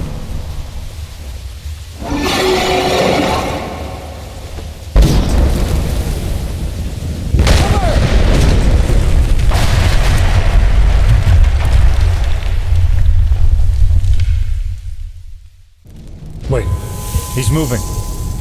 Yes. Yes, that is good. Stay with us. You were hit by a piece of debris, but we are safe, at least for the moment.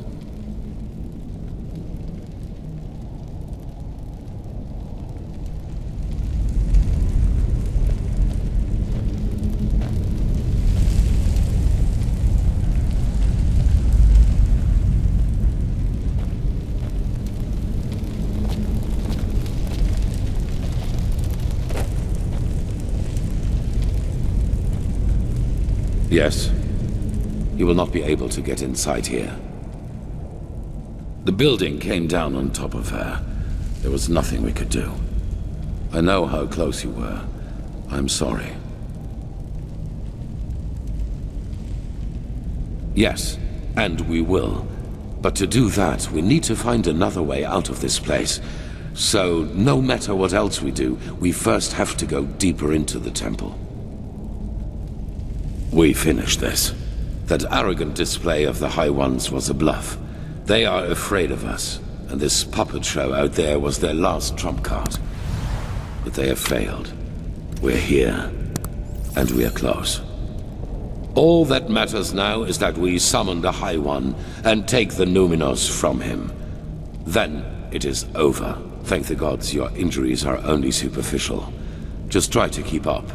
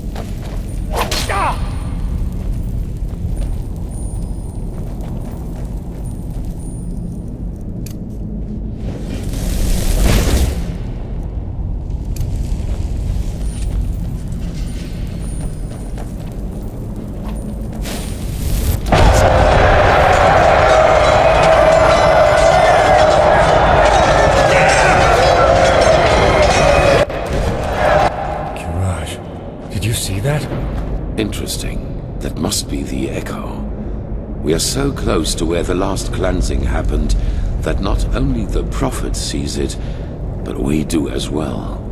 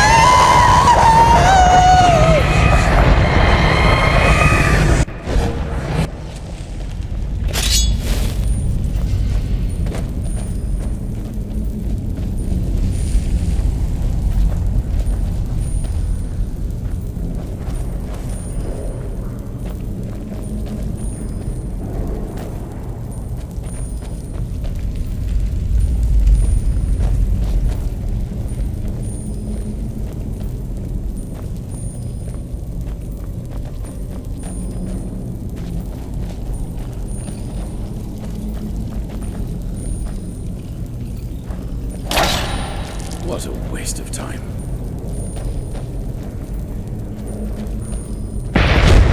No thoughts. The beacon is all that matters, understood? They must not harm it.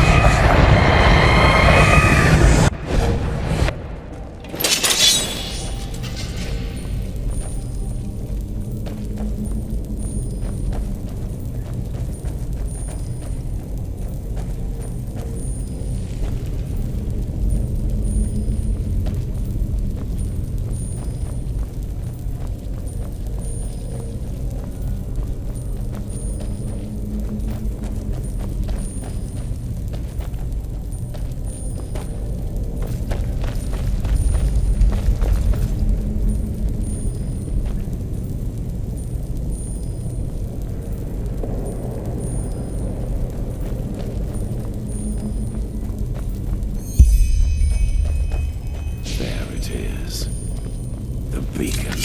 By the gods, how similar they are. Shards, do you have the word of the dead with you? Yes. Good. Then place it in front of the beacon, and prepare yourself. Prophet, it is now up to you. Somehow you must recall the moment when the last cleansing happened. If Yela's theory is right, this is the only way to get our hands on something close to a physical form of a High One. No, but maybe you can somehow lure it. According to all that you have told me so far, the Echo seems to react to things or situations connected to the cycle. Take a look around and see if you can find something. All right.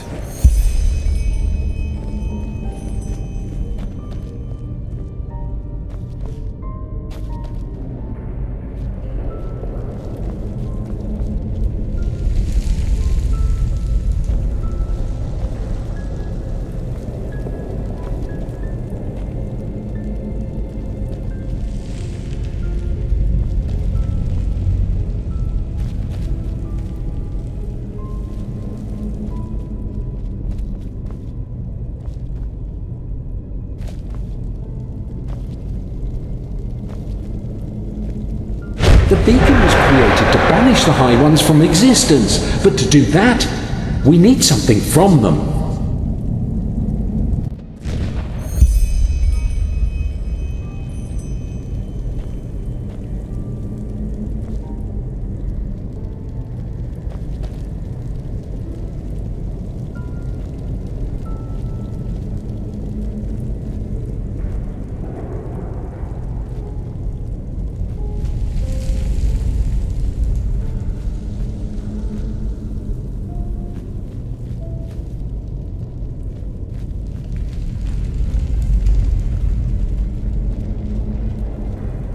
It was almost as if the beacon longed for the stones. They are the key. I feel it.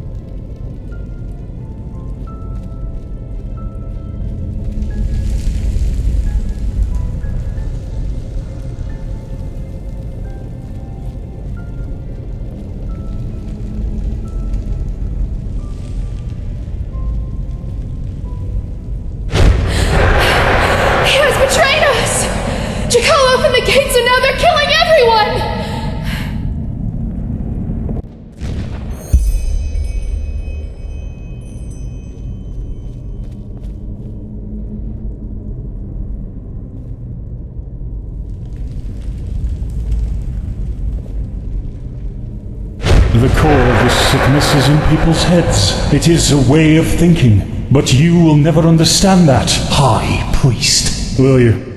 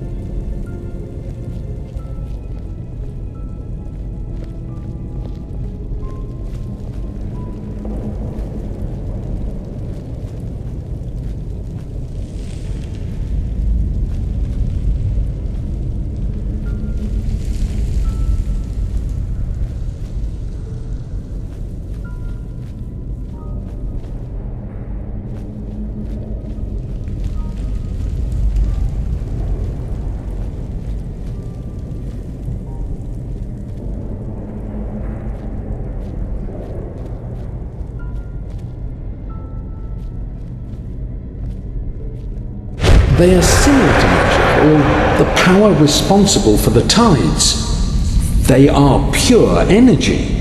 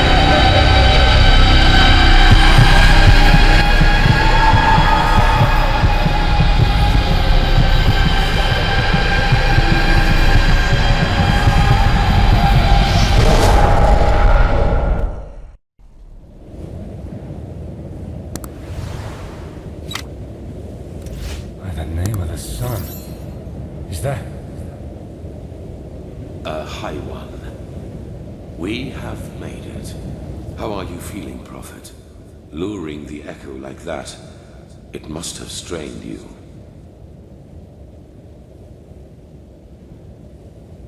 It does, indeed.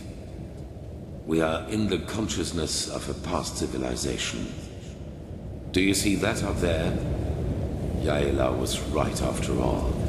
This is our Numenors, the essence of the High One. I wish you could see this.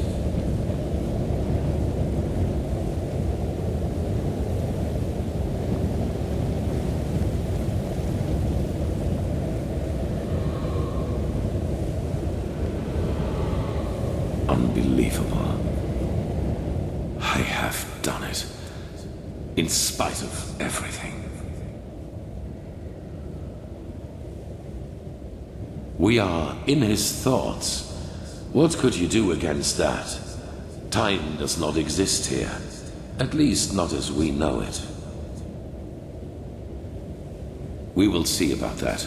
Maybe that question will answer itself. Sharon, do it. Carry the container to the Essence.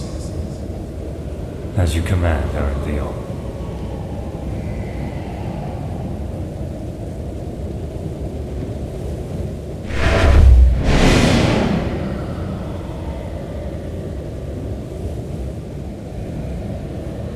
What is it? What are you waiting for? Tell me, Erendil. Back in the ruins, when the High One showed you that memory, it was the first time I saw you express real agitation. Not anger, but agitation. What you did to your son, do you regret it, I wonder? That you abandoned him in exchange for prestige and power? What? I don't think you do. What got to you was being reminded of your own failure. Regret. You don't know that feeling. You never have. Not even after Kira. Sharon, what are you? I hired the mercenaries with Khalim. I helped him kill Lashari. And I let the Neramis into the city. And still, you don't have the slightest idea who I am, do you? Why, you were there. The night of 1,000 fires. Yes. I survived your massacre. One of only a few. Then you did not follow my son because you shared his ideals. You did it to get to me. What for, Yuzna? Justice? Justice. I am done with this world, Erendil. I have been for a long time now. The only reason why I'm still here is a promise I made to someone. The promise that one day, I will be the one who takes everything from you. Yuzna, this is madness. Whatever you are planning to do, it will affect the whole world, not just me. If you want my death, why not just wait, damn it? Once we have lit the beacon, Korek will kill me. That way, all those innocent lives will be... Please just shut up! You take me for such a fool? As if there's anything in this world you would want more than to die a martyr! Tealor Erendil, Conqueror of the High Ones, savior of mankind. You like the sound of that, don't you? You like it so much. You know, at first, I was so frustrated with all the setbacks. When the Prophet saved Lishari's research in Aldrashengrad, and when Quarik's first attack on the city didn't succeed. But then I realized that all of this would be so much more gratifying than anything else I could do to you. Your final attempt, and so close to your target, only to fail by my hand.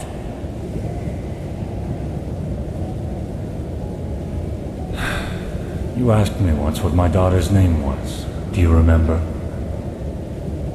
Ilsa, I beg you, please. Lena. Her name was Lena.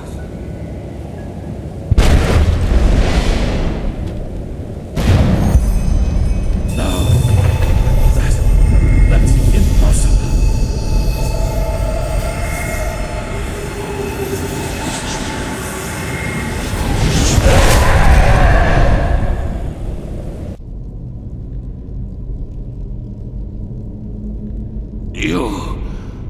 You fool! Miserable, selfish fool! You killed us all! Impressive, Raphael. You really were close. A shame that you were too preoccupied with yourself to see it coming. Beast! You damn beast!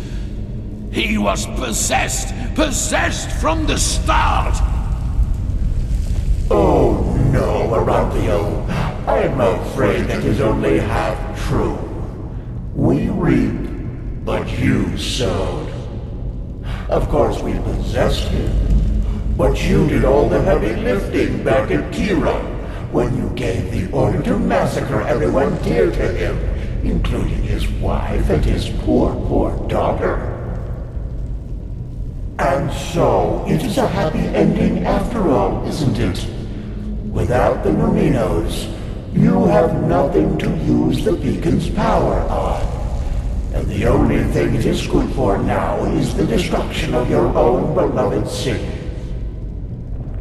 It will be a feast, and there will be nothing left of you once we've devoured you. Nothing but cold, gray flesh. It is just as we said. You have failed as you always have done. What is it, Aranthio? Lost your tongue? No. No. I have not. Not at all. You have just presented me with a solution. Are you deaf? There is no solution. The cleansing will happen. And you will all die. Yes. Yes, we will. Your Messiah, the citizens of the city, the armies, we will all burn like the sun. And then it will be over.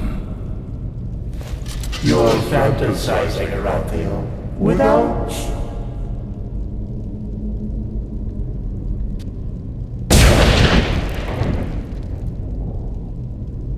Not this time.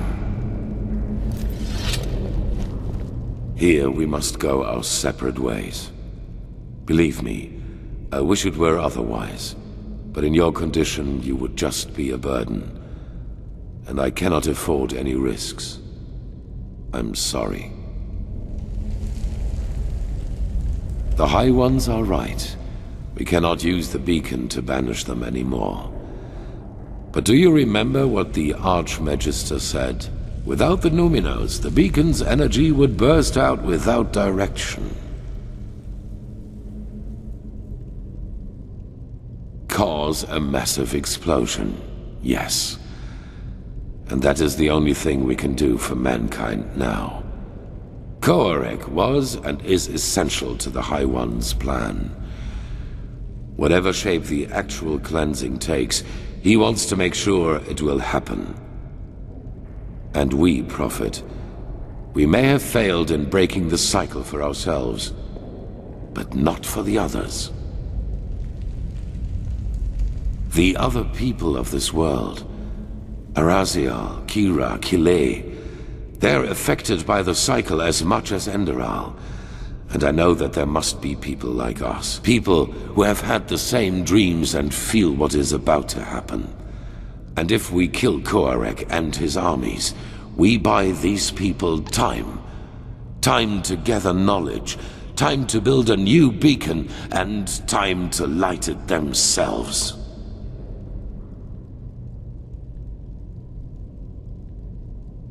Those whom the Narimes have not yet massacred anyway, you mean?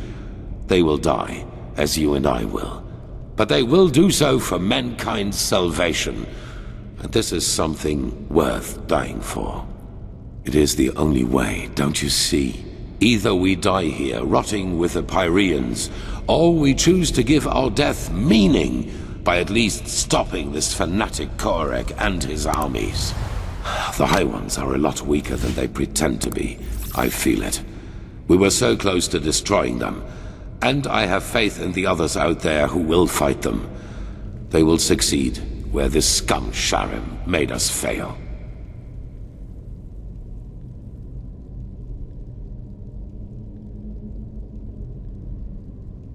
So, a shepherd cannot decide the fate of his sheep. What is this really about, Prophet? Your life? The life of this woman who's so dear to you? Now is not the time for arrogance and selfishness. All of this is about more than just us. That you fail to see this disappoints me, Prophet.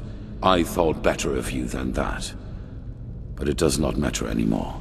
I've made my choice. I'm sorry.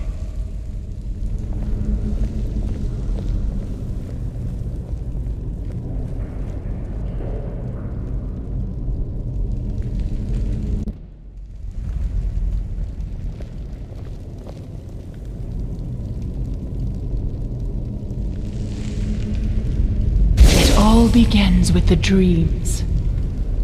Breathe.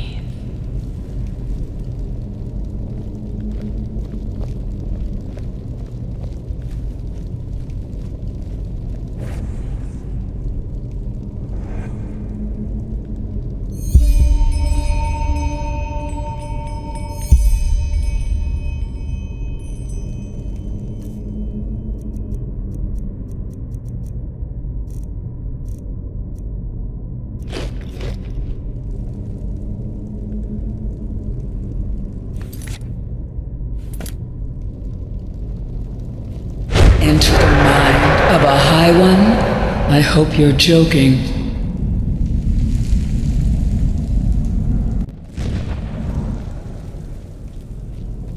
This was their last stand. They are afraid of us. I feel it.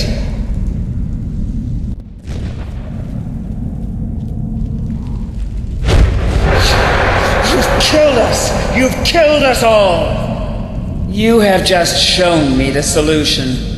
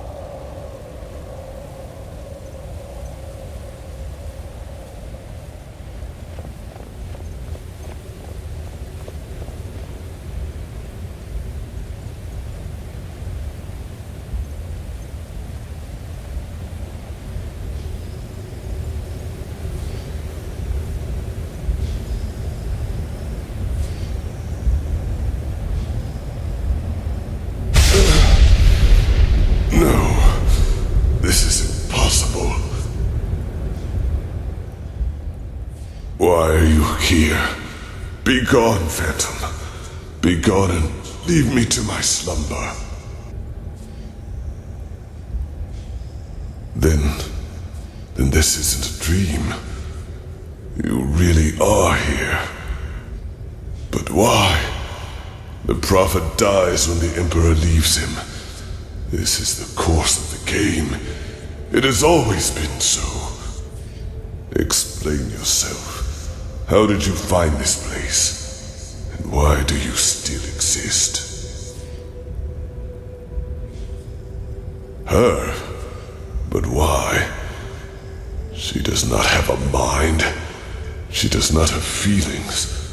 So why should she do this? But still you speak the truth.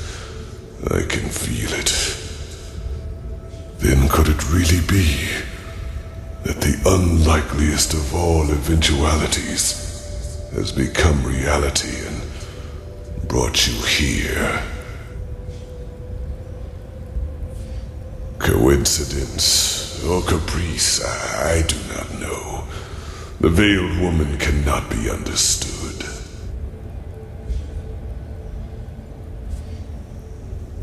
I am sorry. It's been too long since I've spoken to anyone. I have had many names. The Arcarians called me the God of Death. The Moonskin people, the Warden of Dreams. The Pyreans, the Demon of the Deep. For your people I am, or was, the Black Guardian. Pompous names, I know. However, I am none of these, neither god nor demon. I am only an eye, condemned to observe again and again.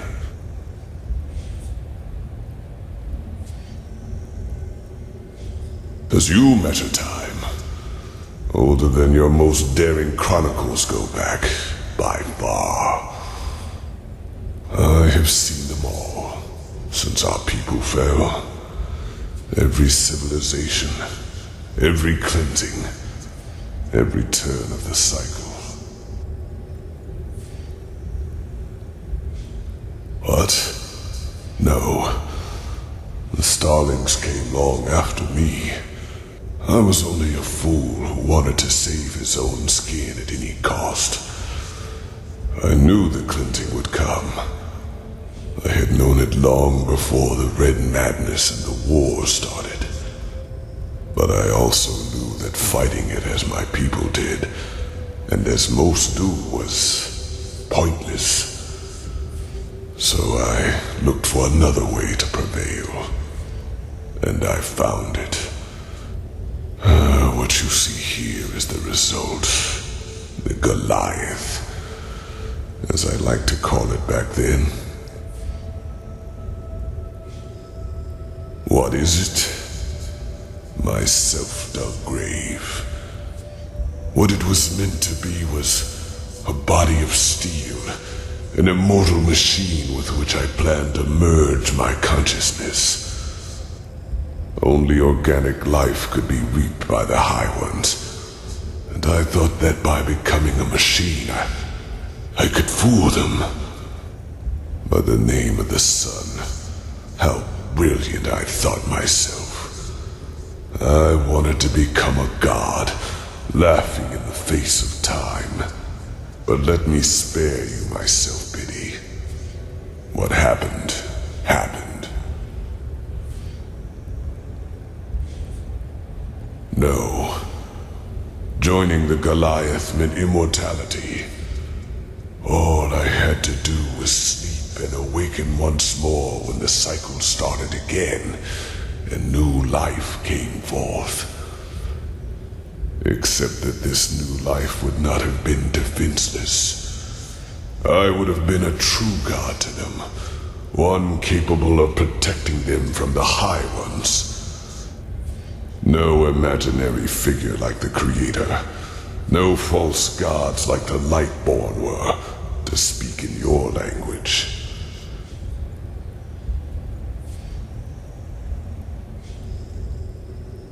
As the only one of my people, yes. But it happened faster than it should have. And when the cleansing occurred, The Goliath was not yet finished, and as the Emperor unleashed the light, I had no choice but to complete the joining too early. A fatal error, as it turned out. I did survive, yes. But I am trapped inside this unfinished machine. And ever since then, all I can do is watch. Again and again.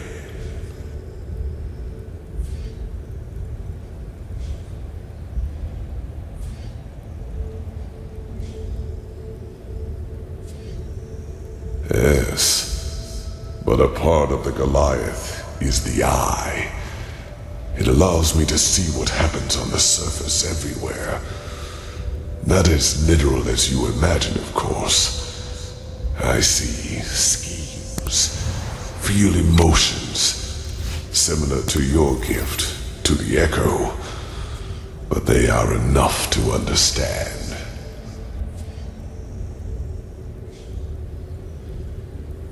Yes, it was not how I planned it. The Goliath in its final form was meant to be divine, a synthesis of man and steel. But I overestimated myself, and I acted too quickly, driven by fear.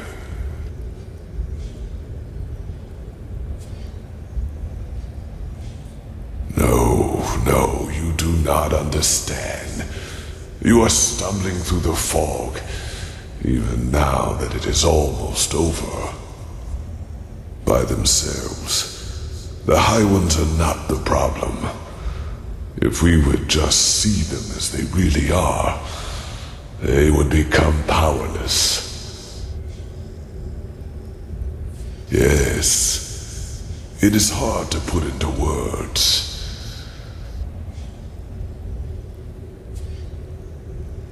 I myself do not know everything about the High Ones. Only that they are part of something we call the cycle.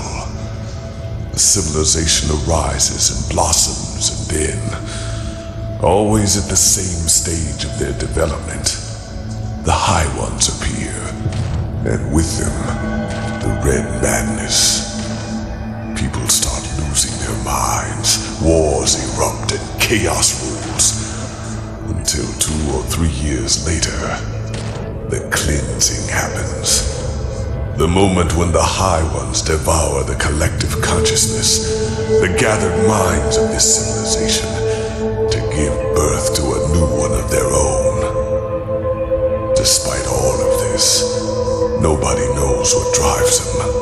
Perhaps they act out of malice, out of an urge to survive, or perhaps they do not even have a will of their own, but are like a force of nature. But I do know one thing, as powerful as they might be, it is mankind who gives them that power. We make them into what they are, because what nobody understands is simply this. The High Ones feed on what humanity has the most of, their ego, greed, pride, fear, and their everlasting search for an enemy who is responsible for all their misery. It is those traits the High Ones make use of. These characteristics are what make us human, and by themselves, they are harmless. Only when we bury them, when we deny them, then they play into the High Ones' hands. So why is this, you ask? It is simple. The High Ones alone cannot make the cleansing happen. Only a human can. With the beacon, my knowledge about it is as limited as my knowledge about the cycle. It has existed since the beginning of time, and despite what you might now believe, the ancient writings about it are true. Lit by the ones who carry the Numenos, it can banish the High Ones once and for all. But it can also destroy us. Because what happens when it is lit without a core is far more than an explosion. It is the cleansing, the triumph of the High Ones. And even as we speak, a human, Tealor Orinthial, has done it again. A bright light will appear from the heart of the machine and open a hole in the sky. And within hours, it will spread throughout the world, and they will all feel it. A fire that burns them from within. A white light which will break through their flesh. Do you understand now? The High Ones have no power. All they do is to feed on our weaknesses, manipulate us into bringing about our own destruction. It is we who forge the sword that kills us, we who lead them to their victory, even though the key to salvation has always been in our hands. But instead of realizing our folly, we make the same mistake. We repeat the same fate over and over, and only because we refuse to see the truth. Yes, the High Ones are our enemy, but who wants to hear that it is our ego, that dark voice within us, that empowers them? It is so ironic. The moment we would realize all this would be the moment it all came to an end. But we do not.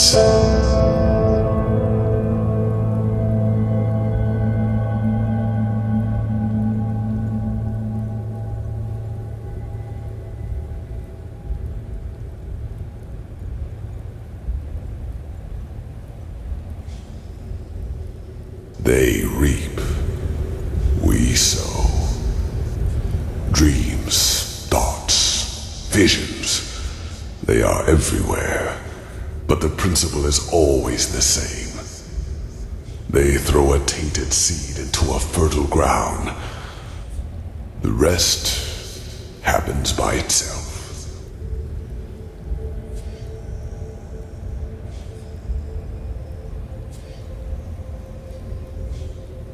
Just think for a moment. When did the High Ones ever do anything other than manipulate you? Did they ever physically influence any events? They incited the Naramis to march against you, and time and again confirmed the righteousness of both your causes. All they told you, all they showed you, was what you wanted to hear, and what you wanted to see. And yes, if you, Tealor Orinthial, his order, and the Naramis had never acted, the cleansing would never have happened. Maybe there is, but if so, I do not know it. But the more turns of the cycle I witness, the more I get the impression that it is some kind of trial. A cosmic game, woven by powers we have not even come close to comprehending. Maybe this is just wishful thinking, to give all this pain a meaning, when it does not have one. Maybe the High Ones are simply a law of nature, a concept, and we give birth to them by believing there is such a thing as an ultimate external enemy in the first place. The eternal struggle with ourselves. Perhaps that is just part of what it means to exist.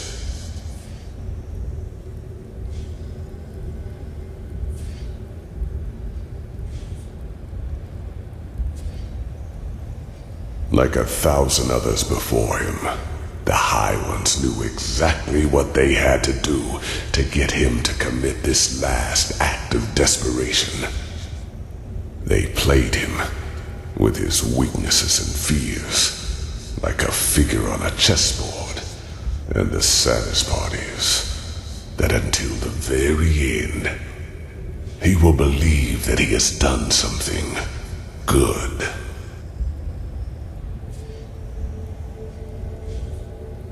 That was his greatest fear, yes. To be remembered as a failure, a broken man. That was the stream the High Ones manipulated him from the moment he died, after attempting to flee from his prison on Nehrim. The real Orinthiol, he is dead, Prophet. He is a fleshless one of the mightiest tools of the High Ones. Just as you are.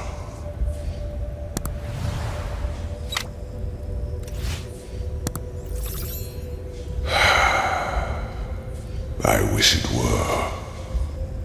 The methods of how the High Ones influence us are plentiful, and the red madness and their ability to enter our dreams are not their only means.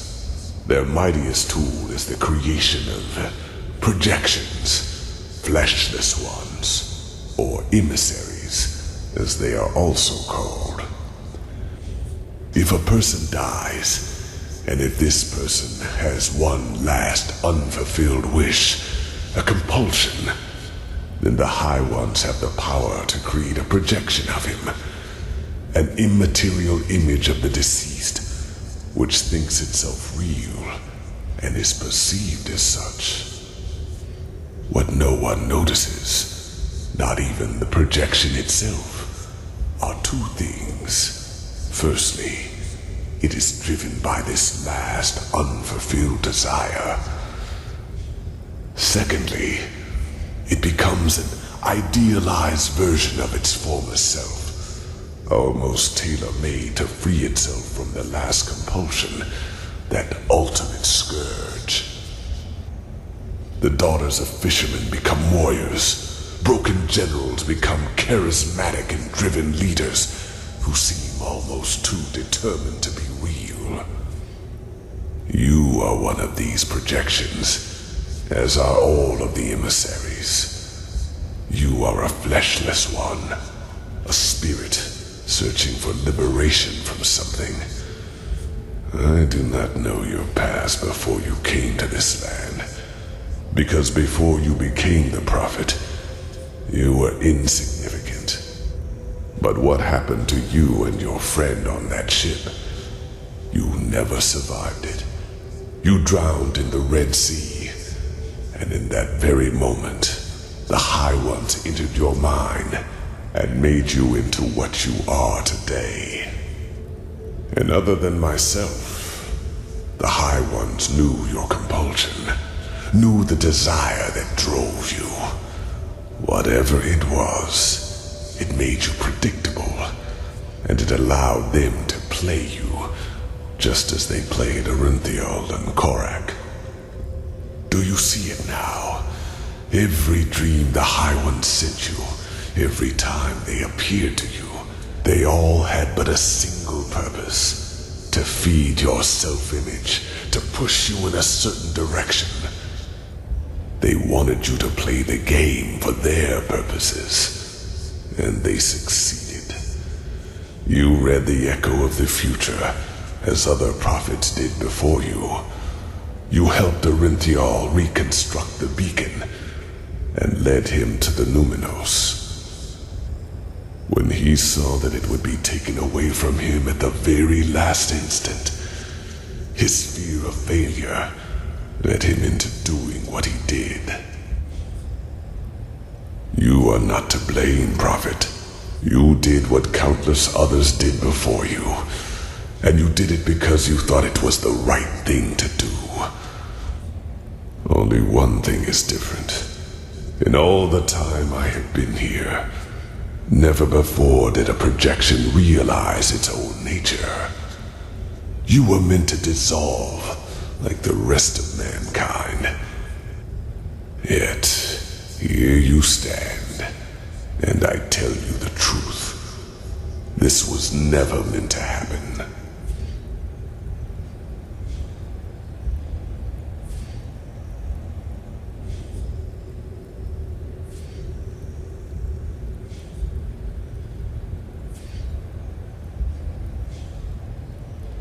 No, it is as I said. For as long as the cycle has existed, so has the beacon. It is an element of the game, and it has the power to end it, whether in favor of the High Ones or in favor of mankind.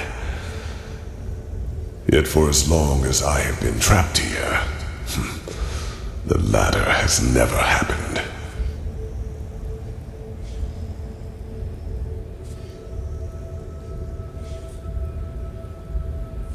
They gave you impulses, nudges in the right direction.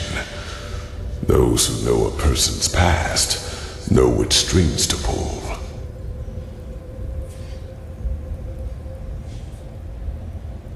The Starlings, in their time, were called the Yalam Rashe, and yes, they manipulated the game in their favor. Their goals were similar to mine when I created the Goliath. They were a small circle of highly intelligent craftsmen and mages, and just like myself, they did not think the cycle could be won by the beacon alone.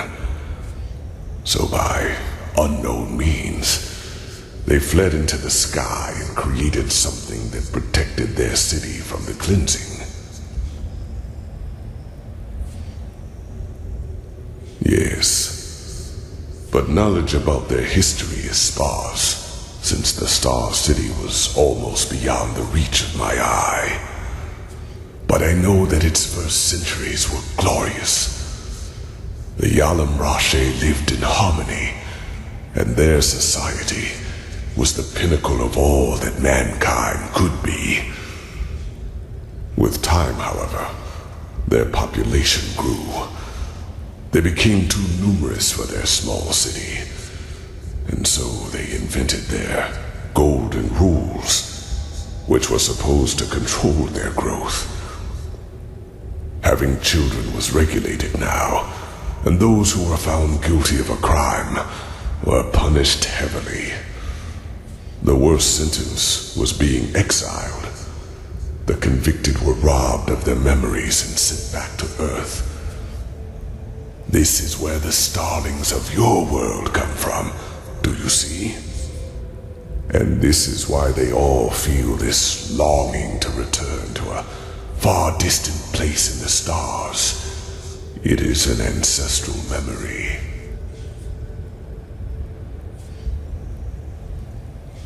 I do not know. As I said, my knowledge about the Starlings was always limited. All I do know is that one day they were gone. I could not feel them anymore. By that time, their society had become but a shadow of what it once was. But whether they destroyed themselves or left for someplace else, I will never find out.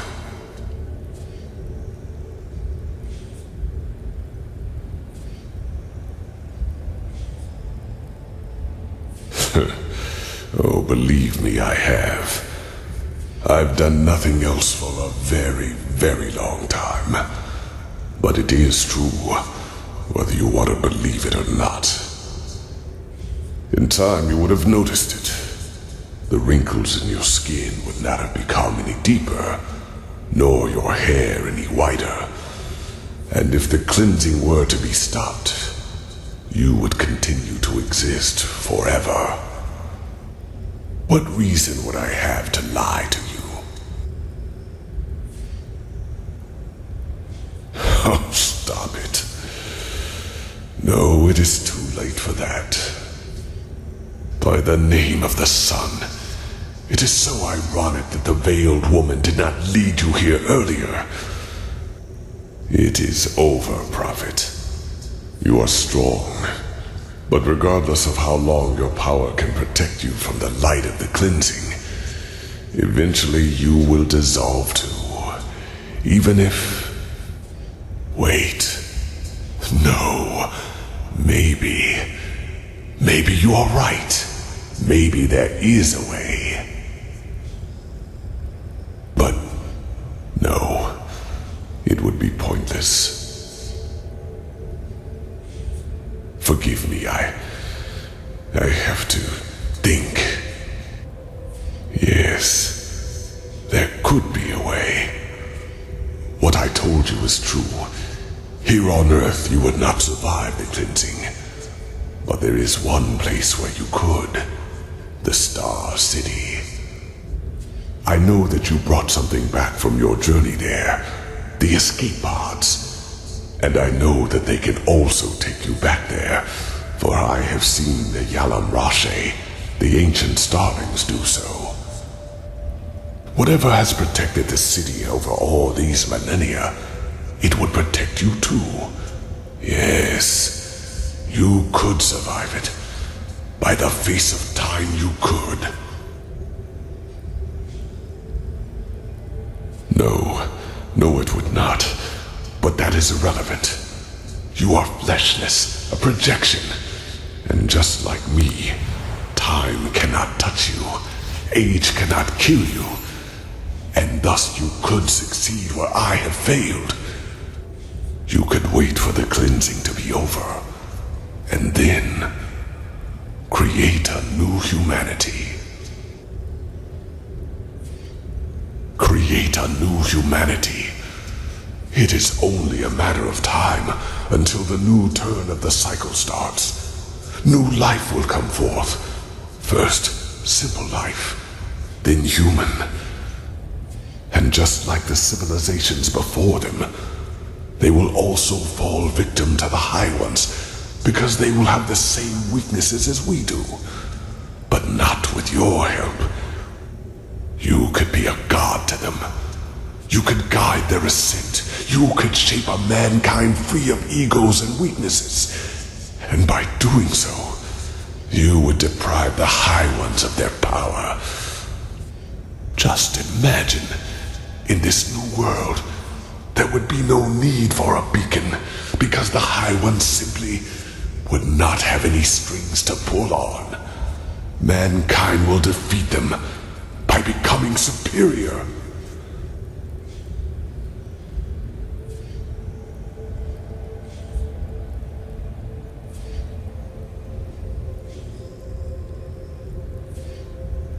Yes, because that old starling did harm to the city by trying to destroy a crystal.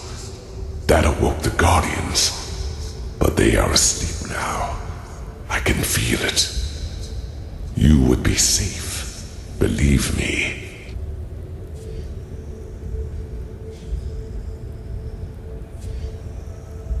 No, they are already dead, damn it. Orinthiel has lit the beacon, and unlike anything else you could do right now, this would be a chance for permanent change. By the face of time, do not let all of this become meaningless. Every second you waste doubting lessens your chance to get to safety.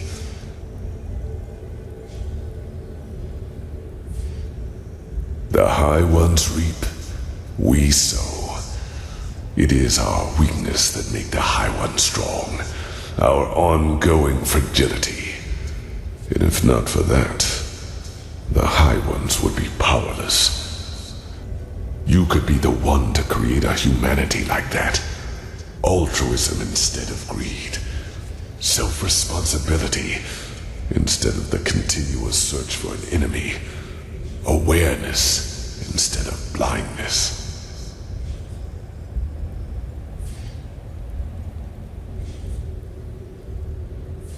The Lightborn tried to force their ideals onto an already rotten people, just like the Pyrean Sun Priest and the countless false deities before them. You cannot save a tree whose roots have already withered, but with you as a deity to lead this new mankind, it would be entirely different. You could completely change what it means to be human. And would it not be presumptuous to rob the world of this chance, simply because you are afraid of failing? Believe me, I would give a lot for this chance.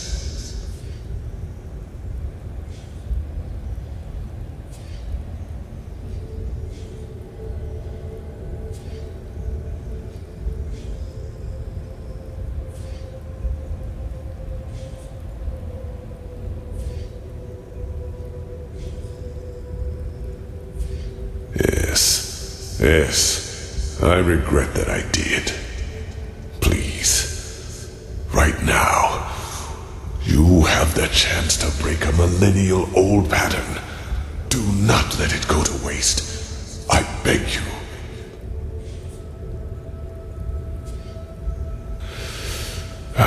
You are so stubborn. But, well, you might be able to destroy the beacon itself. The light, it consumes everyone who gets too close to it.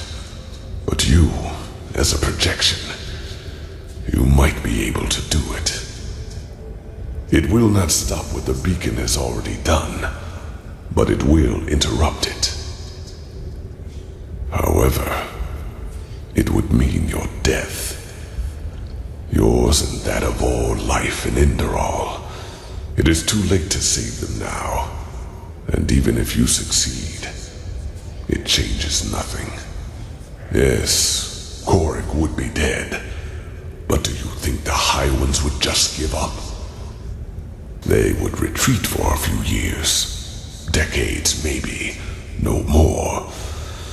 And then it would all happen again, until another emissary lights the beacon. Trust me, I know humans far better than I would like to. Within a few years you would be forgotten, and they would win, as they always do.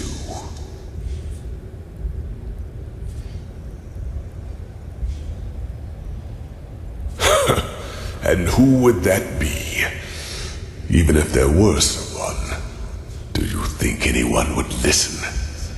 If he were to tell them that humanity itself is to blame, that the ultimate enemy does not even exist. You are delaying the inevitable, nothing more. And you are throwing away a chance which we might never have again.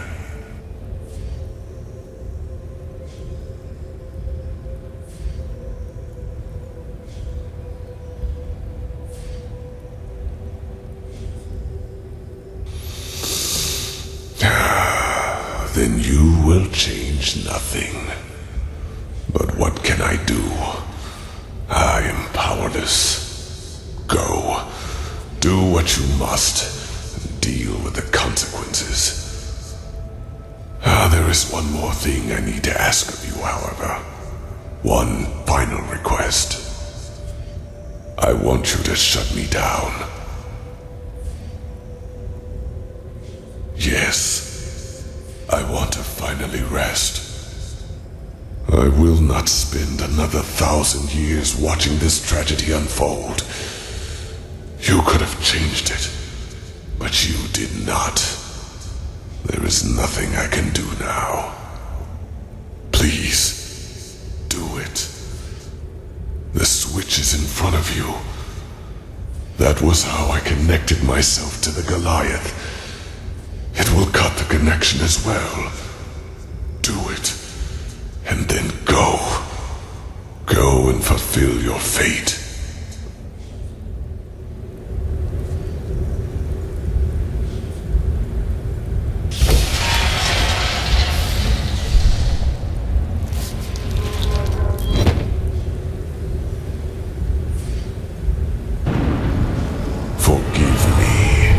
The two of us will now exchange places.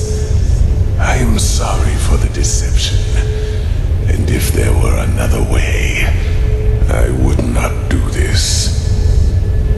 You could have made the right choice, but you refused, and I will not see this chance go to waste. I cannot. Once this is all over, I will send someone to free you from the Goliath. But until then...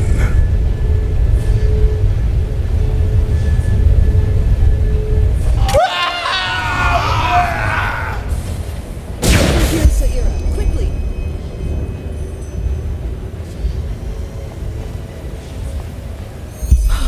By the name of the sun, are you alright? By the name of the sun, are you alright? Miserable fool! Worried when...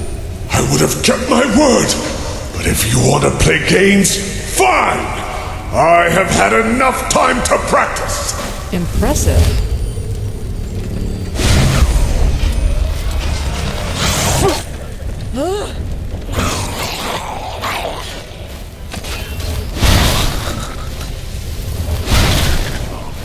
I might be from there, but this place is mine, and I will take what I deserve!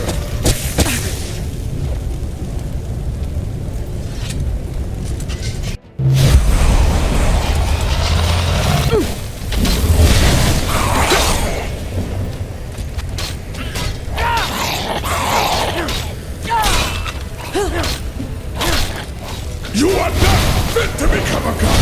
You never were! What have you seen? What have you achieved? I deserve this!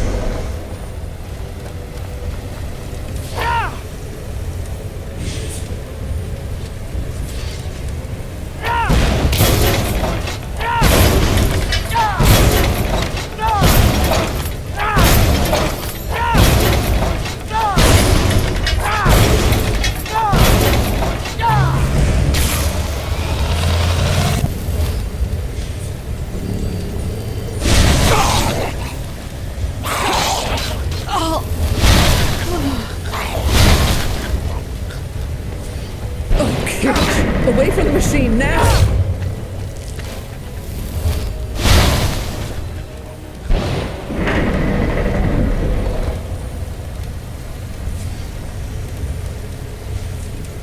Now, attack the generators!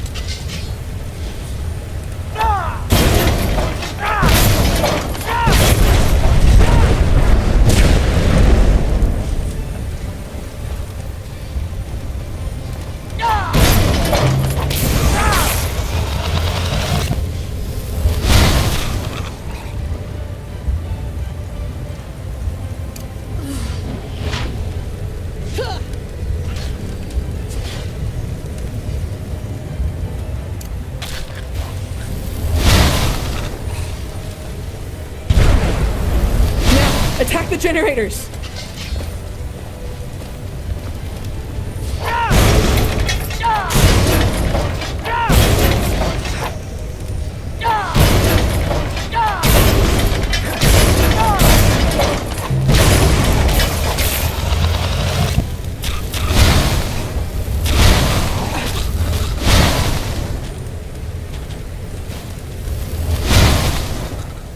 The shields are down.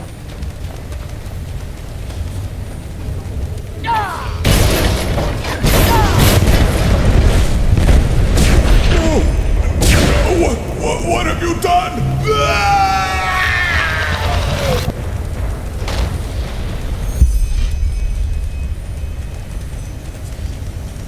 Oh, I suppose the explanations will have to wait.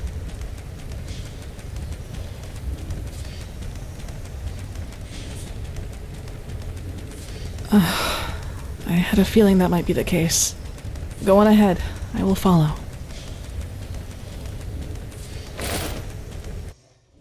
I had assumed as much. Yuslan and he didn't even try to help me after that dragon attacked us. I was lucky to find another way in, otherwise I would never have found you. And you were... My head, it feels as if it's on fire. This must be the cleansing. If this is how it feels down here, then fate have mercy on those who are on the surface. Don't you feel anything? Then the Black Guardian was right, wasn't he? What you are, your fleshlessness, it protects you. Kirash, I just don't understand. You are here, standing right before me, and I can see you. How is that possible? Could you really be an illusion?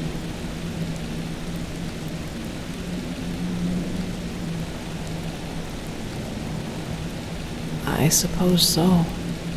So, what now? Your decision, is it final?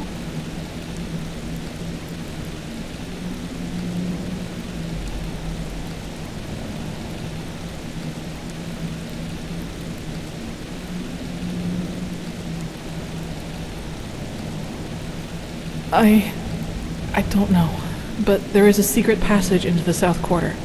If I can reach the Myriad there, I might be able to flee to one of the islands. I think I can make it, somehow.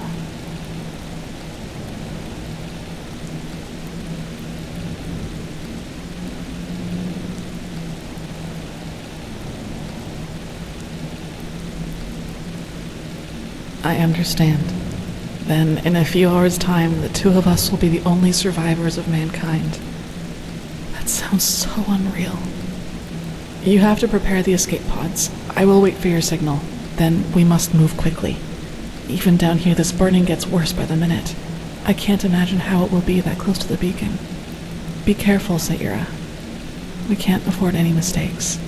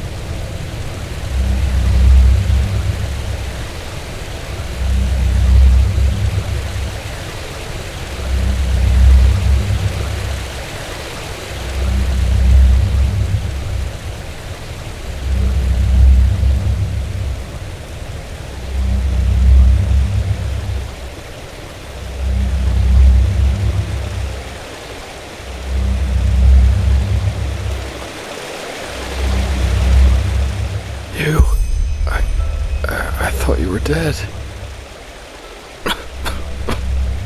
The beacon. The Nermese. They tried to storm the temple, as the Grand Master said they would. We tried to stop them, but there were just too many of them. Aren'Thil, he came back just when we thought it was too late. But Sakarish, Yuslan, and you, he said that the High Ones got you. But that he had the Numinos with him, and that he would save us all. Yes. Just then the Nermese broke through the gate. But it all happened so quickly. There was this flash, and suddenly this rift in the sky. The light, it burns us. Can't you feel it?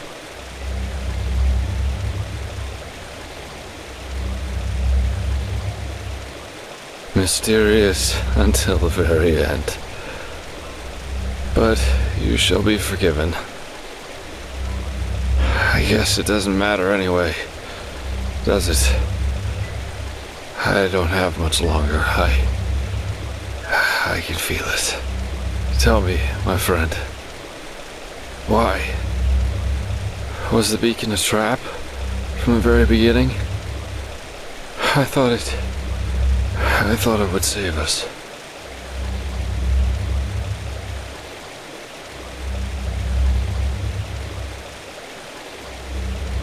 What? But you're here.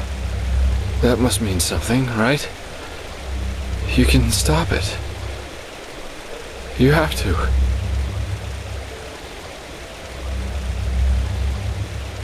Yes, of course you will.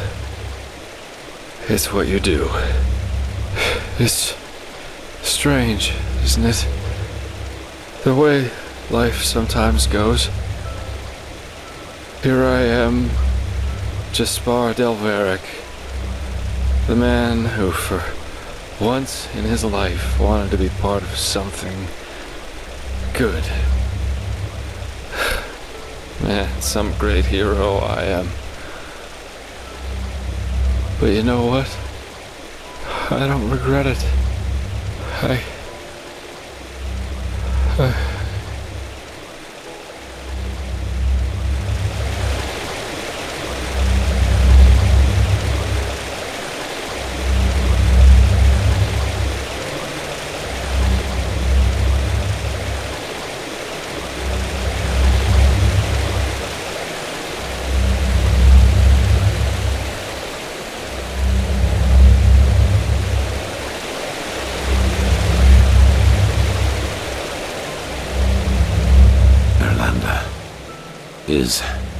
Is that you? I did it.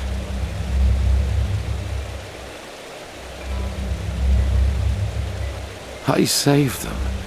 Don't you see? I led them to the light. I, alone.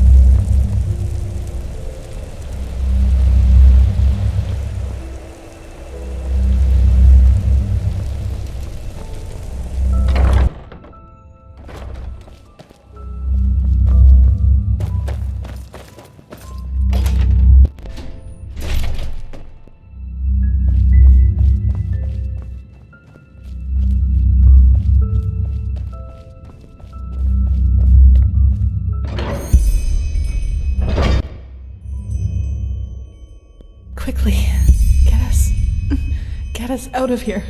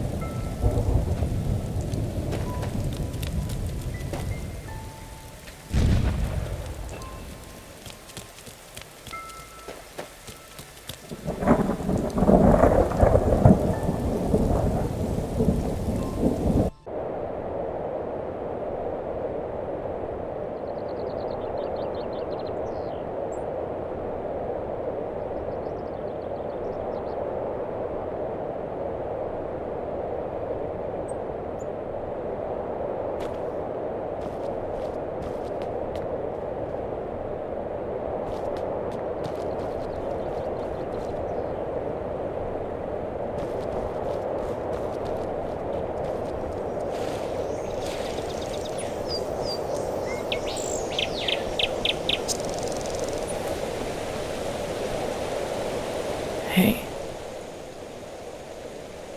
I don't know. When I woke up, we were here. You were still unconscious, so I thought it would be wise to let you rest a little. Just look at that. From here, it all seems so peaceful, untouched, as if all that has happened was nothing but a bad dream. I guess, as far as the world is concerned, it doesn't make a difference whether we live or die.